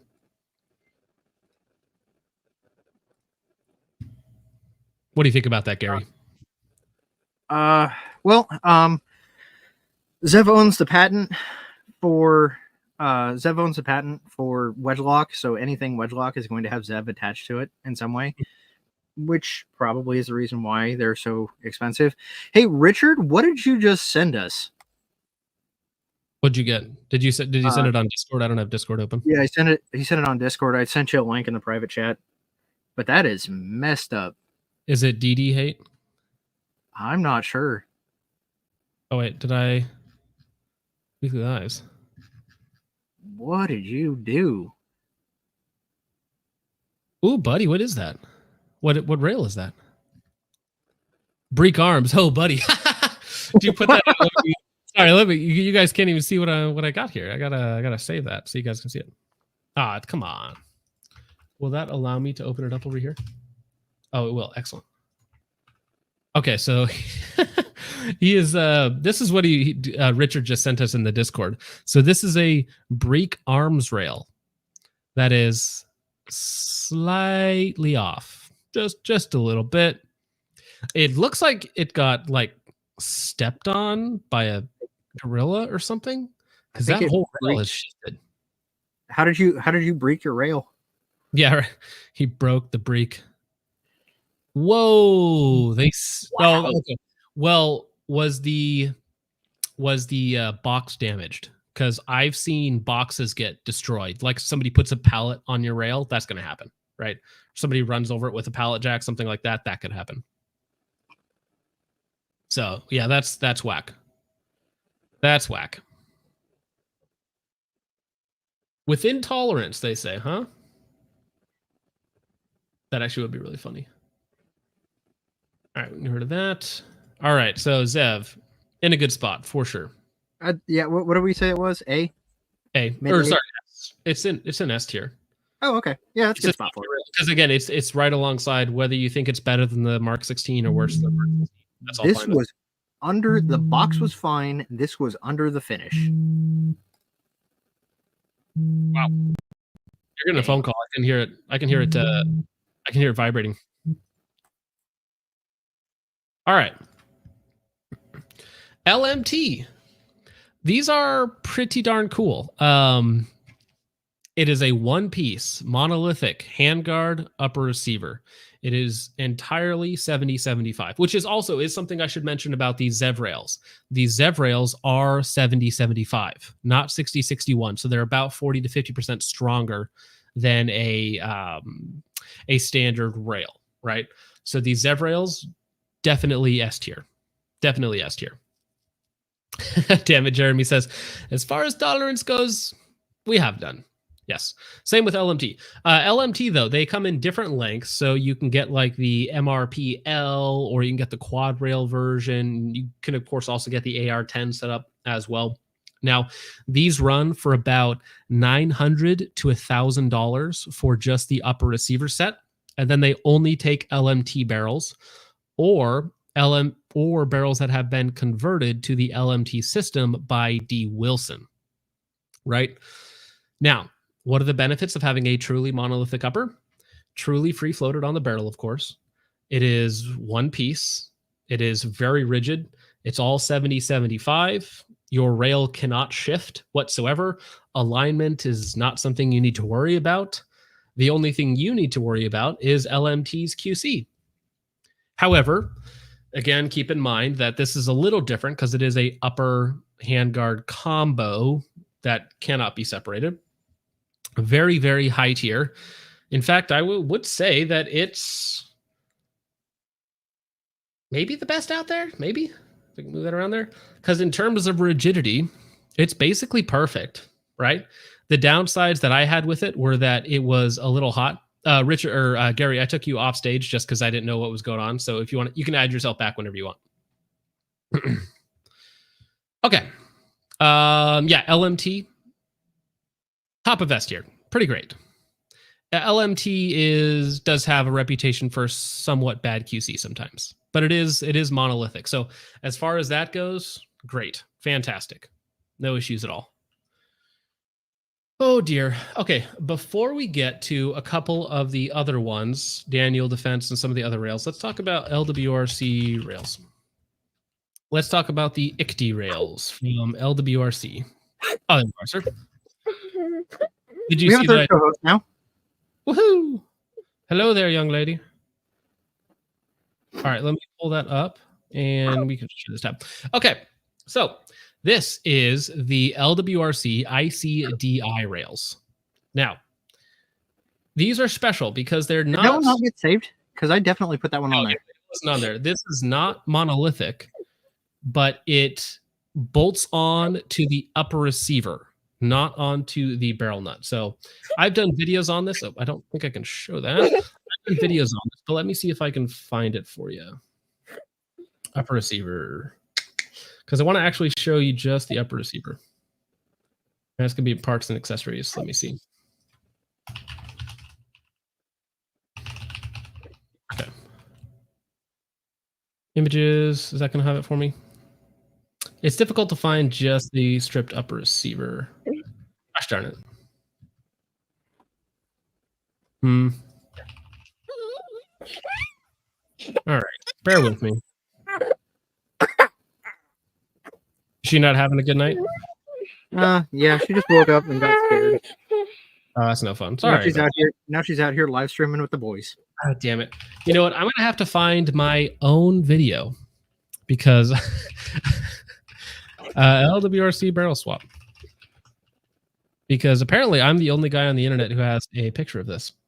Good morning, everyone. Here we go. Look at me. All right. Oh, wait. Let me put myself here.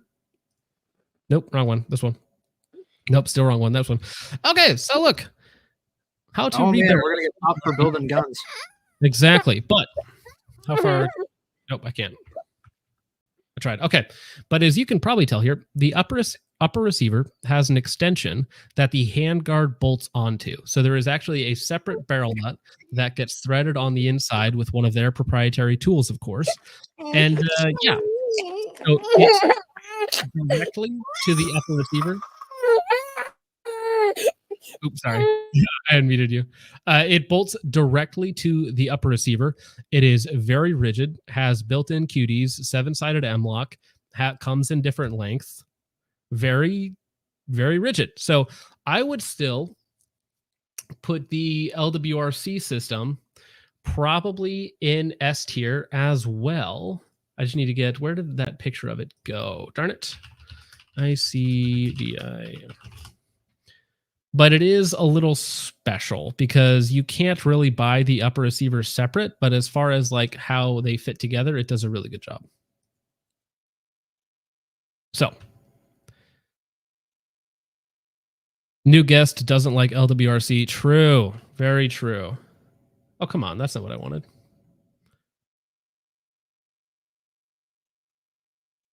What the heck? Darn it. I'm trying to find an image for it. All right. Let me see. ICDI. And these are some of my favorite uppers. You can find them occasionally for like $1,000 or under, and they are absolutely phenomenal for that price. And again, basically a monolithic, not monolithic, but basically a monolithic upper and handguard and a truly free-floated barrel system. They are annoying to work on, but other than that, they work out quite well. Choose file. Where is it? Downloads. Nope. Pictures. There it is. All right. So this is going to go above Geisley, but below LMT in terms of handguard lockup style. And again, the top of S tier is Red Right Ed says, I mean, proprietary going in S is kind of ridiculous. Not all that fair in grading law. I agree. It is totally unfair to design the best product and then be forced to compete with people who are doing regular AR-15 stuff. I do agree with that it is unfair in terms of the competition. But if we're just talking about handguard systems, like there are some truly top tier proprietary systems that you're going to pay for. Again, if you're looking for regular, just start at the Geisley Mark 16 and work your way down. We actually do. We have the arrow system on here. Let me pull that up. So the arrow is a little bit different. M4E Enhanced Handguard. Why did LMT make it to the top of S tier? Dude, it's a monolithic piece, man. It's aren't they like? Don't they have like noticeable shift? No, not LMTs. Okay. It's a monolithic. It's a monolithic. Too much bad QC at LMT. Well, that's the thing. That's what you're paying for. That's why we have the nice little smiley face on them. Okay, so you're paying for the shoddy QC. Exactly. Yes. Well, you're hoping to get good QC. I guess you're gambling at that point. I just don't think mid A tier maybe, because if it's good, I guess it's fine. But their QC is. Well, we're talking about the actual product, right? Because you can get a Geisley that's going to crack. You can get a LaRue that's cross-threaded or something, right? But if we're talking about the product as like the best that it can be or as it should be, you know, like Bear Creek Arsenal's in B tier, but half the people are going to get a bad Bear Creek Arsenal rail, right? So, but a bad rail would be in D tier, but as it should be, in terms of design, that's what we're talking about. Right. Okay.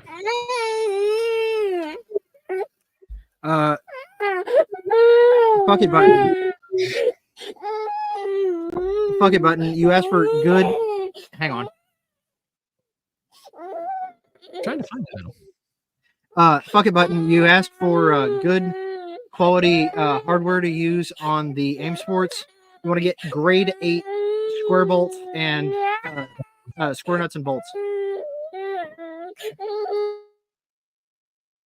All right. Let me see. Arrow. I just need a picture of it. Arrow. Actually, no, I don't. I don't need that. Silly me.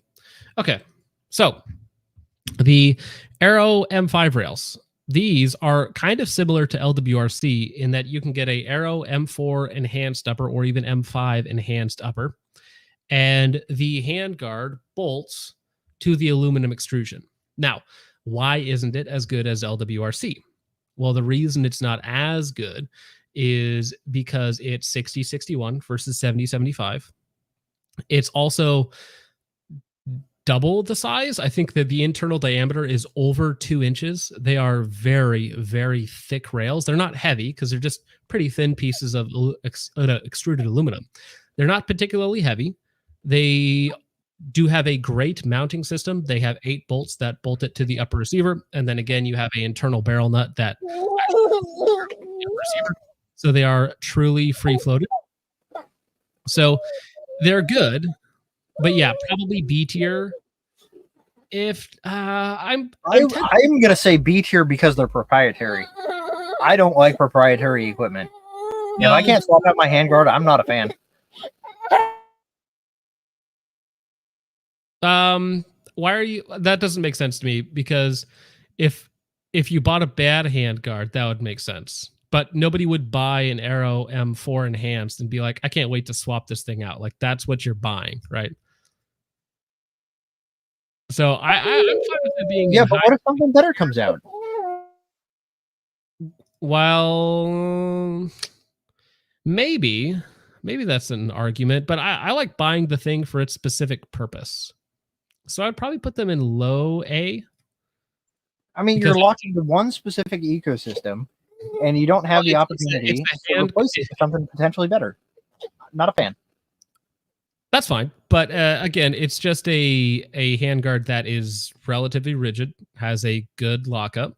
You are locked into it, but I think that for what it does, now there's certain applications that it's actually really good for because it does create a lot of space in the handguard itself.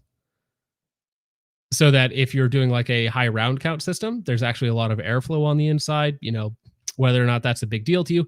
And again, in terms of the lockup, it's good. Yes, you can get a barrel nut for those and put them on a normal upper receiver if you wanted to do that.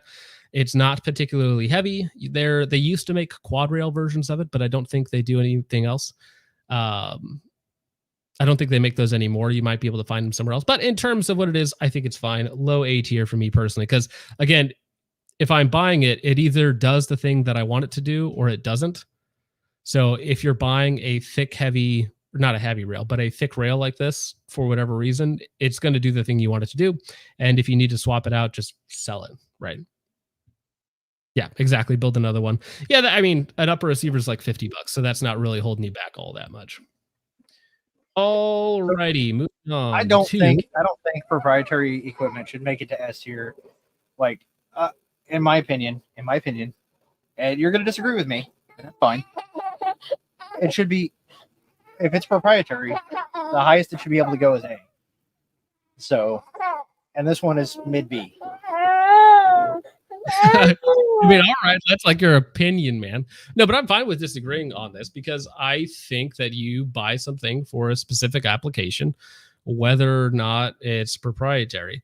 So, for instance, if I buy a D-ball D2, I don't care that I can't swap the lenses out, right? Because I'm buying a D-ball D2.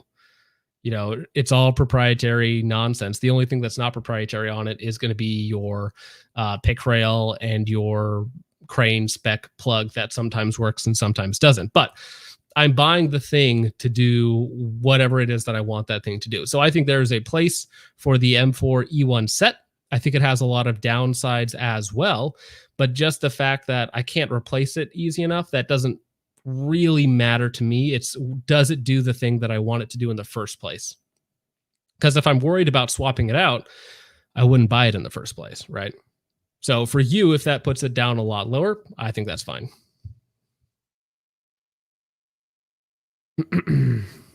All right. Pre-Madagascar says the LMT thing is monolithic and an S. How is this worse? So it's worse because it's not monolithic. It's also 60-61 versus 70-75. It's also over 2 inches thick. They are very thick, chonky handguards, which I don't think a lot of people will like. Also, on the top rail, certain attachments don't like the very thick rail and the slope of the handguard. So some attachments won't actually fit on the top rail. So that's why the M4E1 is significantly lower than something like the LWRC or the LMT. Right. All right. So moving on. PRI Gen 3.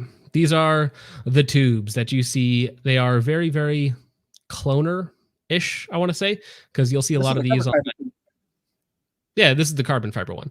But you'll see a lot of this style of PRI tubes, right? It's the PRIs that are on the old Mark 12s, right? Yep. I think those ones are aluminum, though. So yes, I believe they are aluminum, but they're probably within the margin of error in terms of weight. The PRI rails, I think, are interesting. They're kind of expensive. The lockup is pretty good, but they're not actually that lightweight. I think if you go and look for the weight on here somewhere. Yeah, so they're about 17 ounces, 1.1 pounds, so about 17 ounces, which is not particularly lightweight for a carbon fiber rail. I wonder if that's including the bolt-on. Oh, it's possible. It's possible that's including the bolt-on Picatinny sections. Yeah. However, I think if you're not using it as a competition rail, most people are probably going to want at least a couple of the Picatinny sections. It's cool. I think it looks very cool. The lockup on the handguard to the upper receiver is pretty good. So you have to time the barrel nut, and then the handguard gets torqued to the barrel nut with another locking ring, basically. So it's essentially torqued down to the barrel nut, which is, again, the best way to do it, which I think is fine. It's going to be pretty rigid because it's carbon fiber. It's not insanely heavy. 17 ounces isn't lightweight, but it's also $350. So for me, this is a novelty. A novelty, maybe even, it's better than the JP because you can actually put on pick rails and such. It's probably about the same weight. Oh, you can put on pick rails on the JP. It's got screw holes on it. It has threading in it, so you can thread them in. I might put them right next to each other. Honestly, they kind of deserve. I think you're right. They seem about the same. The PRI might be a little bit better because I don't think it needs to be timed. I don't think the handguard itself needs to be timed. No, the handguard doesn't, but the barrel nut does need to be timed. Right, but the JP does need to be timed to get it to not hit your gas block. So yeah, and it is also a vibe. I think it evokes a certain look that's maybe a little better than the JP. The JP just looks like your generic like race gun handle, basically race gun handguard. Okay. The big boy, Knights Armament RAS. This specifically is the M5. Now, this is probably where we're going to disagree again, because this is the most expensive handguard I've ever actually used. Got to use it once on an A4. Very comfortable, even for a quad rail. So these actually aren't as expensive as you might think. If they're in stock, they're around $400, which a lot of the times they're not in stock. So a lot of the times you're going to put them somewhere later, or you're going to, somebody's going to scalp them and you're going to have to pay like $4, $5, $6, whatever it happens to be. Now, to be clear, these are a 2-piece quad rail system that goes on like an M16A4.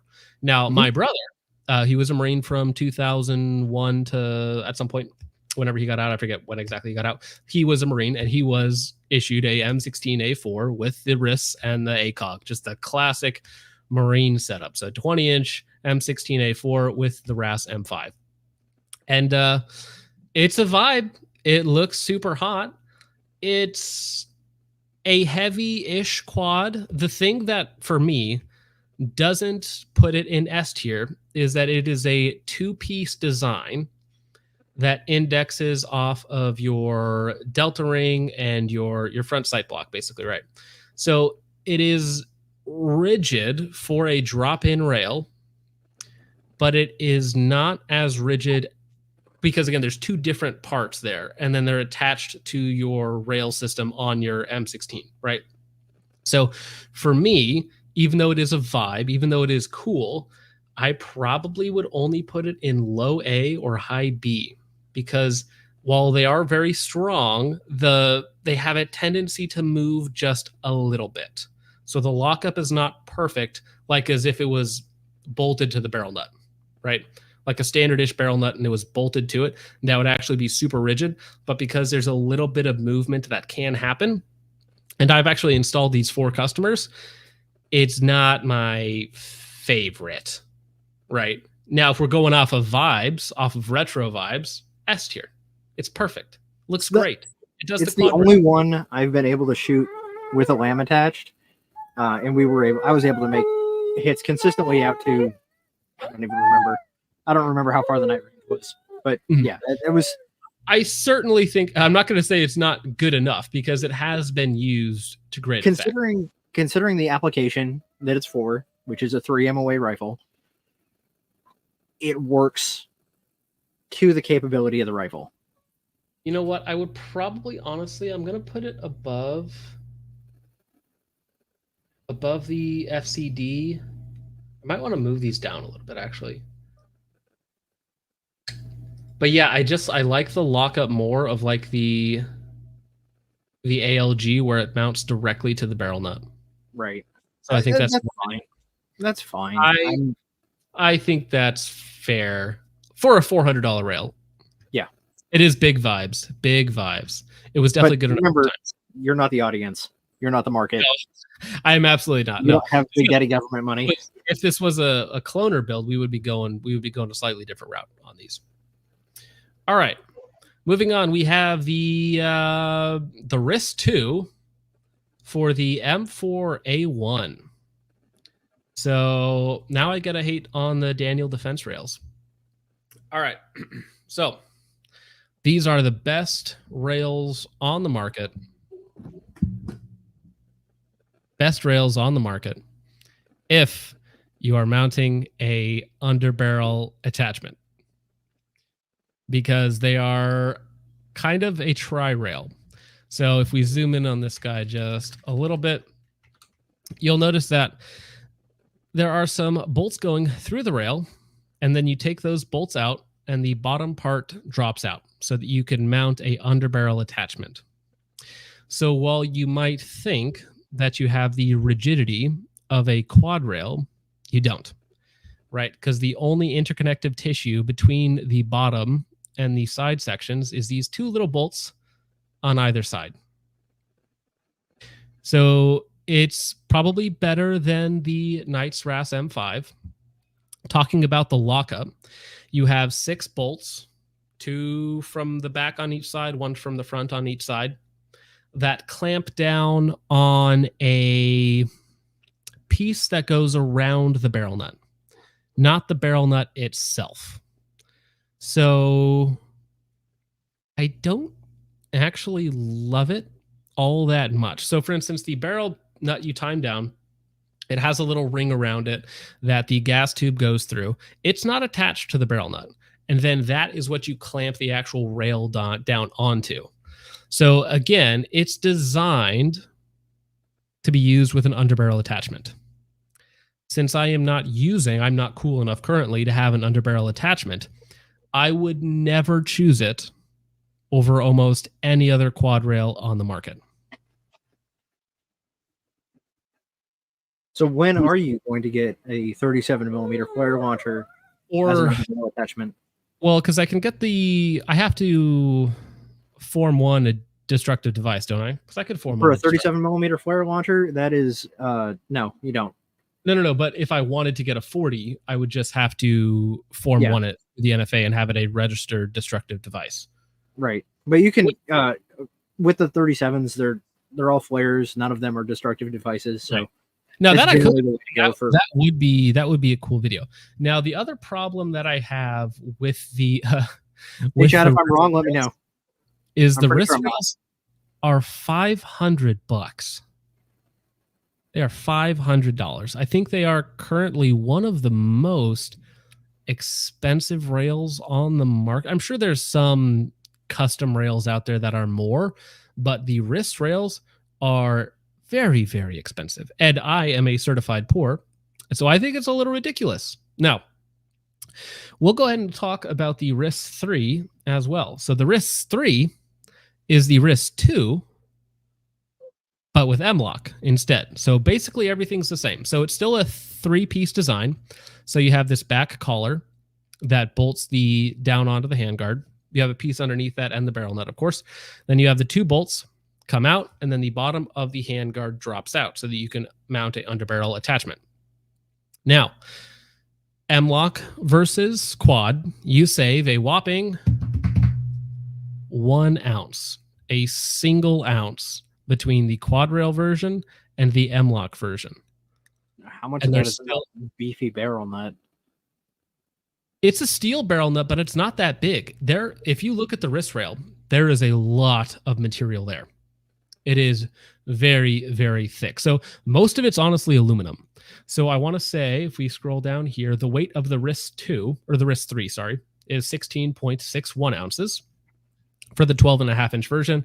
And on the wrist 3, or wrist 2, sorry, the quad rail version is 17.7. So you save 1.1 ounces between the 2 and the 3. And they're both on the heavier side to begin with. Not that it's that big of a deal. They're like 2 ounces heavier, 3 ounces heavier than a different one. And again, you might think that they're super rigid, but because there's literally just 2 bolts holding in that bottom rail, there's no connective tissue on this bottom rail, right? There's just a little bolt that threads in here and a little bolt that threads in here. And that's the only contact that those sections actually have. Because again, they're designed... No, Helix. That's for 12. Both of those are for the 12.5-inch version. Both of those weights are for the 12.5-inch version. So there's for length, there's 1.1 ounces of difference. So again, and they're not as rigid as you would think they are, because you see a quad rail, you think it's rigid. I think the barrel nut and lockup is really good. I think the rigidity is honestly fine, perfectly good. They're a little on the heavy side, but again, their design is for a underbarrel detachment. I probably wouldn't ever buy one of these just because they are insanely expensive. Sorry, you distracted me. You sent something in the yeah. Somebody was asking about ripcord. I sent you a link in the private chat. Yeah, so for me, man, the wrist rails, if we took price and weight and design out of the equation, they would be a little higher, but they're just not my favorite, you know? So like, they're definitely better than Arrow. Oof. Would I rather have a UTG Pro quad rail that's lighter, that has basically the same lockup, because again, it's 2 pieces of steel and 4 pieces of steel bolting it together, has basically the exact same lockup design, is about 2 ounces lighter. Honestly, the UTG quad rail is actually lighter than the wrist 3 rail, M-LOK rail. So yeah, I think that's fair. I think that's fair for it. Now, the machining on it is much nicer, of course. But yeah, not a fan of the wrist 2 or wrist 3. M203, whatever it is, sir. Whatever. Yeah, so Charming Mander says the wrist is some of the most tested and bomb-proof rails on the market. I think there is some confusion between things being tested and being bomb proof, right? Because if we go back far enough, you can pick something that was used for like 50 years and be like, oh, but it was used for 50 years, therefore it's the best thing ever. I just don't think so, right? It just means that Daniel Defense did enough of the right. It's like the M4 or the HK416 has contracts all over the world. Therefore, it has to be fantastic, right? It has no design flaws whatsoever. It's like, well, I would rather have, a $1,200 Colt M4 versus a $4,000 HK416, right? That's just me personally, right? Because I think one system is better than the other. I think the HK416 tried to solve a few issues by creating 5 more. Right. So just because something is field tested and used quite a bit doesn't necessarily mean that it's perfect. Yeah. And again, if you're looking for that M203 capability, fantastic. Best rail on the market. No doubt about it. No doubt about it. But if you're just posting stuff on Instagram, I think it's kind of a waste of $500 for sure. All right. Speaking of expensive rails, Ripcord 13-inch. I had a customer ask me to use one of these rails in his build, but it was waiting on like a 2-month lead time. And so we never ended up doing the build. So I've almost used one of these, but I have not. I like how they justify using 6,000 series aluminum over 7,000 series. I mean, look how thick the bottom section is, though. It's interesting looking. Oh, it's arc on the bottom. Okay. But still, that's a lot of like non-machined material. Yeah, but that's arc on the bottom. Okay, it does have an alignment pin. So if you're using it with one of their uppers, it's going to be aligned perfectly. Plus it has the locking block on the backside, different colors, machined in grip panels on the rail. It's nice. It's nice. I'll say that. They justify 6,000 series aluminum over 7,000 series at this price point. Most rails are 6,000. I think that we'll start to see more 7,000, 770, 75 pop up in the future, because as of right now, there's only a couple. But I think we will see more of that come up in the future. But yeah. They say better ductility compared to 7,000 series. Well, that just means easier to machine. That's what that means. So, it's cheaper. Exactly. Okay, but I can put that here in the list just for funsies. This is just conceptual, guys. Just conceptual. I don't know.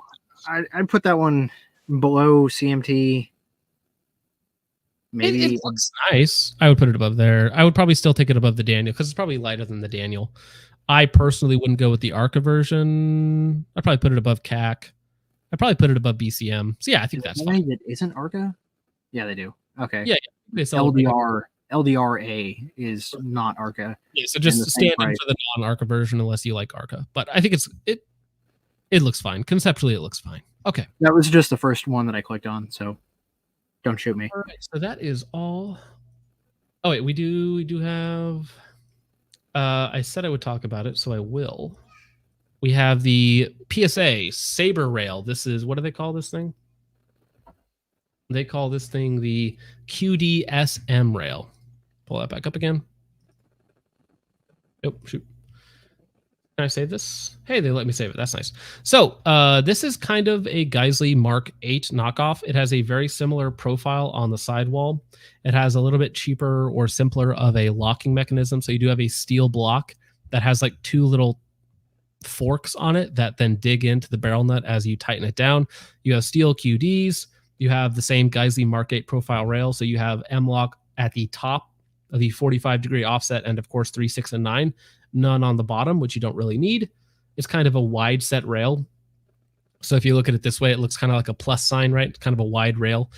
I've used this on my PSA Saber that I had, and I think it's perfectly fine. Is this one? This one's the Bowden Tactical? Yeah, because you'll see this is like another one of those white label companies that you start to see this design pop up more and more, and PSA is just using it. So that would not surprise me whatsoever, because I've seen a couple other companies start to use this exact same barrel nut system. So exactly, it is the We Have Geisley at Home. Now the price, if it's $100, $150, mad decent. I don't have any real complaints with it. I think it is actually slightly lighter than the Geisley Mark 8. And if it's slightly cheaper, it's probably slightly worse, but can't be too terrible. All right. We are going to put that pull here. Solid A tier build. I don't actually have any problem with that rail. All right, but I think that's just about it. We got one more from Richard in the Discord. Oh, shoot. He wants to know your opinion on the Odinworks O2 Lite. Odinworks. I'll send you a link here in just a second. Watch me have it first. Boom, got it. Got it first. Okay, well, you know, I'm slow. All right. Well, that's a lightweight rail, homie. I don't love that much. No. All right, but can I see how it locks up? I imagine it has to be like anti-rotation tabs. It looks like the whole side. Well, so it looks like the barrel nut has to be timed, unless I'm crazy. So, but in terms of weight, it is 8.3 ounces for the 12.5-inch version. It's a lightweight rail. It looks very flimsy. If you drop that, those M-lock slots will absolutely collapse. There is almost no connective tissue on them whatsoever. So I would be worried about bending that on anything. Steven, I will go back through the super chats. I think we did miss a few. But yeah, not my favorite. It's lightweight. I think it falls into the category of other overpriced lightweight rails. It's like if you're looking for something that is just extremely lightweight, it's fine. It's going to do that. Would I personally use it or trust it with stuff? No. Well, I also wouldn't pay $200 for it, right? So I think it's $205. So yeah, you could bend those with your thumb. Might as well make a rail out of tinfoil. So that's the thing, right? If you're just looking for lightweight, like there are plastic handguards on the market that are way cheaper and are also super lightweight. So no idea, sir. No idea. I don't know why they did that. Okay. So that you can bridge your optics. You never know for $2, says SLR. Okay, so SLR does make good rails. I have some experience with SLR rails that we can pull up real fast. SLR Rifle Works. And Cody from Red Right Hand, he said that I should check out their AR-10 handguards because I was complaining about those earlier. All right. So, what the heck? HDX. Ion. So, yeah, so they're expensive handguards for sure. But this is the SLR rail. So you have a alignment tab inside the handguard that goes over your gas tube. And then you have a dual steel on steel wedge lock design on the bottom. It's pretty nice. Now, these are very expensive. I think they're $300.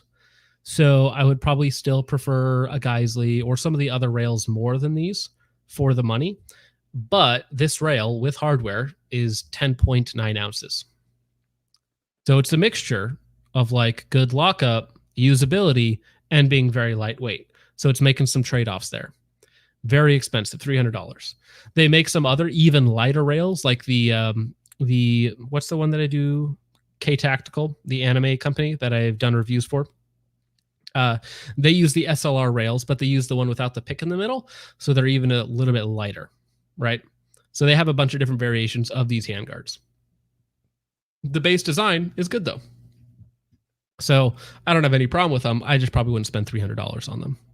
All right. And Julian for $10. Thank you again very much, sir. He says, there is no option, John. Yeah. We'll talk to CAC. We'll see if we can make it happen. Irish H for $5. Thank you very much, sir. Says, mentions hand injuries. Doesn't mention the actual cheese grater handguard, the Troy Alpha. We didn't even mention Troy. There were some requests for, actually, the very next super chat, Centurion and Troy handguards. I have heard very good things about the Centurion handguards, and I need to get one. So John Smith for 199 says C4, the Centurion C4 is one of my favorites. Thoughts? Again, I like the design. I've heard great things. I need to actually get one in and play around with it, put it on a build or something. So that's on the list of next builds so I can actually play around with things and test them out. So I will get on that. Thank you for the super chat, sir. You never know for $5. Thank you very much, sir. He says SLR question mark. We just talked about that, but yeah, good rails. Maybe a little bit more expensive for me, but they are a blend of lightweight and performance. So not a bad way to go by any means. In the basement says put CAC and DD quad rails in S tier or I'll cry. Well, considering that was almost an hour ago that you sent that super chat, sir, you are most certainly crying by now, and I am very sorry. I'm not sorry. I'm not sorry. I tried. I'm sorry. Yeah, he did try. He tried to put that up much higher. But listen, if you guys have experience with it and you love it and it works for you, this is just like my personal opinions of it, right? And Gary's going to fight me where he wants to fight me on things, and the chat's going to fight me wherever they want to fight me on things. For your personal list, it's going to be much different, right? So hopefully I can... a couple of retards on the internet. Exactly. Hopefully I can convey some of my personal experiences, why I might like something over the other, and you guys can note what I'm biased at and be like, I don't need to take his advice on that certain thing because I have my own, use case that I want for this application or whatever it happens to be, right? So we're all adults here, right? All right. Nick for $5 says, Gary, I have a CMT Arca for a 5.56 and it suffers from noticeable barrel deflection when loading up on a bipod. So like, is it actually touching the barrel? Because I mean, they're pretty rigid rails. I feel like that would be difficult to actually get it to touch the barrel unless you're using like a really thick gas block or something. Because you have some gas blocks that are like low profile, but they're pretty big. So they only have like 0.1 inches before they actually start to touch the rail if you move the rail, right? So maybe that's something to consider as well. But they seem like the design wise, it's a lot of additional aluminum along the bottom. So you would think they would be even more rigid than a standard CMT. And I've never had that issue. So just something to look at. I'd be interested to see what setup you have that on. Just send me a DM. Weekend Marksman for $9.99. Thank you very much, sir. He says, I'm late. Have a lot of Midwest Industries rails. I agree their combat rails are flimsy. However, their Night Fighter handguards seem good to go. I like how slim they are, and the barrel nut lockup is solid. Yeah, so that's the thing people love about Midwest Industries rails, the Combat, the G4, is they're very lightweight and they're very slim, right? The flip side of that is they're not super durable. I do also need to try the Night Fighter rail. I need to try the BCM. We talked the Raider rails. There's a few of the rails that I need to get my hands on. So you never know for $5 says thoughts on SLR. We've talked about this several times now, but they make a good variety of different handguards. I've had personal experience with them on a couple different builds, had really good luck with them. Even, I think I played around with their super short, like 4-inch handguard or something. And that one there worked perfectly fine on that 5-inch K Tactical, as well as their 15-inch handguard on the 16-inch K Tactical. So I've used a couple different ones. They work pretty well, pretty solid, easy to work on. I've actually worked on 3 of them because I also did a build using one of them. So I don't have any real problems with them. They're probably just a tad overpriced for my personal use case. Oh, Trigger Jump for $4.99. Thank you very much, sir. He says, Arrow has the same system. Any good? That was in reference to the LWRC having the extension on there. And then the handguard that bolts to that, and Arrow kind of has that with the M4 Enhanced. Again, the difference is the Arrow is much bulkier. So it's like a 2-inch rail versus a 1-inch rail. And yeah, so it's just a little bit heavier and bulkier, which is the main downside of the Arrow M4E1. So, all right. Whew, that was a lot. 2 hours, 10 minutes in. Oh, shoot.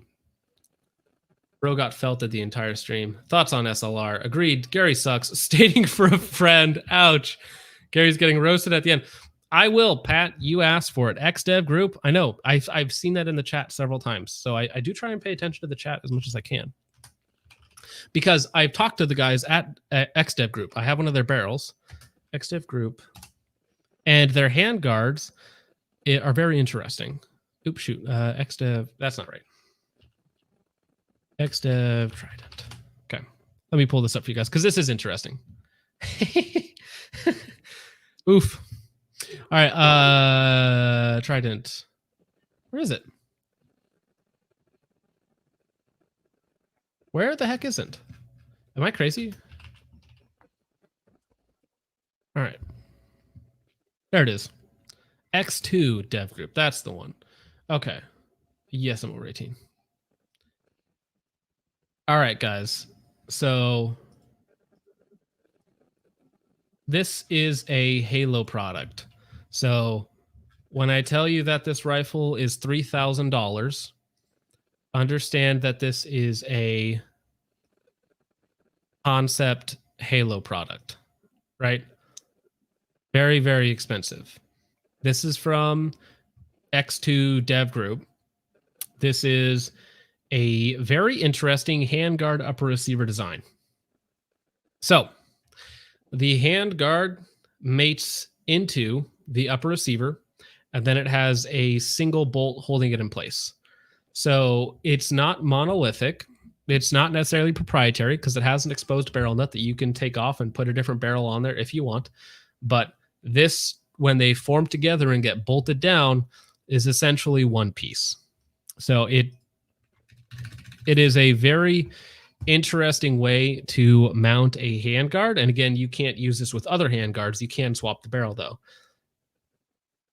As far as handguard rigidity goes, pretty darn good, right? Because you have essentially interconnecting upper receiver and handguard so that when they're mated up, like they can't shift left and right. It's also truly free floated because the barrel nut is underneath. So the handguard does not touch the barrel nut whatsoever. And again, is 3,000 styles. $3,000. Yeah, sorry, I was reading red right hand. Pretty cool looking though. Like that design is really neat. I'd like to see more in that style.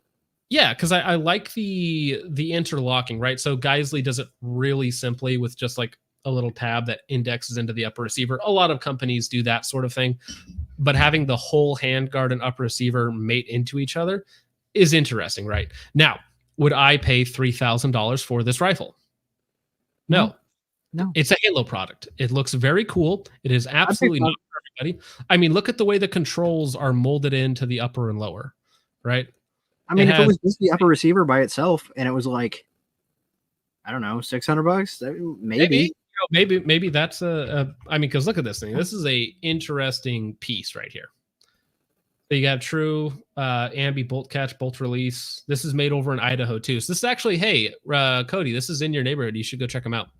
Let me show you their barrels real fast while we're here. Might as well. So I'm actually going to, I'll mention this in my video as well. So this was, I think the last product that I accepted from a company was these barrels. So these barrels are 416R stainless steel, black nitride, very heavy profiles, but the flutes on these are so deep that the 14.5 inch barrel that I have weighs 19 ounces, which is lighter than some carbon fiber barrels. So supposedly these things are supposed to be super rigid, super accurate. I've put probably 1,000 rounds through mine so far. And in some of the binary testing and some of the watt testing, you guys will see the Trident barrel being used. It's a pretty neat system. We'll talk about it later on. But one thing of praise for these guys is that they had these products. I think they were $700 or something. They sold so well that they were able to bring the cost down to like $550, which is still insanely expensive. But they actually went back and offered the difference to the customers who had already bought their barrels. That is based. So essentially, like if you bought this barrel 2 weeks ago and it was $700, today it goes down to $550. They contacted their customers and were like, here's $150 back. And for some of the older customers, I think they offered them like a credit, basically. So if that is something that not a lot of companies do. You know, and I was talking to the guy there and he was basically like, it doesn't cost us anything not to be assholes. So we just went back and offered them, the discount that we're now offering on our new customers as well. You guys supported us when we first started. They sold really well. We were able to drop the price. So hey, here's $100, here's $150, whatever the difference in price happened to be. So very cool stuff. All right. Will W, you just got here and we're just heading out. But yeah, I don't have anything else for tonight. That was quite a bit. Another 2.5 hour live stream, sir. What do you got before we hop on out, Gary? I think that's it. I appreciate y'all for dealing with the screaming toddler. I apologize for that. Mom had her hands full, so I don't have anything else. Sweet. All right. I see people are arguing about Waco and Troy in the chat, so maybe it's best we didn't talk about Troy this episode, but that's okay. Yeah, let's just not do Troy. Let's just forget Troy exists. Yeah. Anyways, thank you so much for watching. I hope you all had a wonderful evening. Let me know in the comments down below how wrong we are about everything. And with all of that out of the way, guys, thank you so much for watching. I hope you all enjoyed. I will see you in the next one. God bless.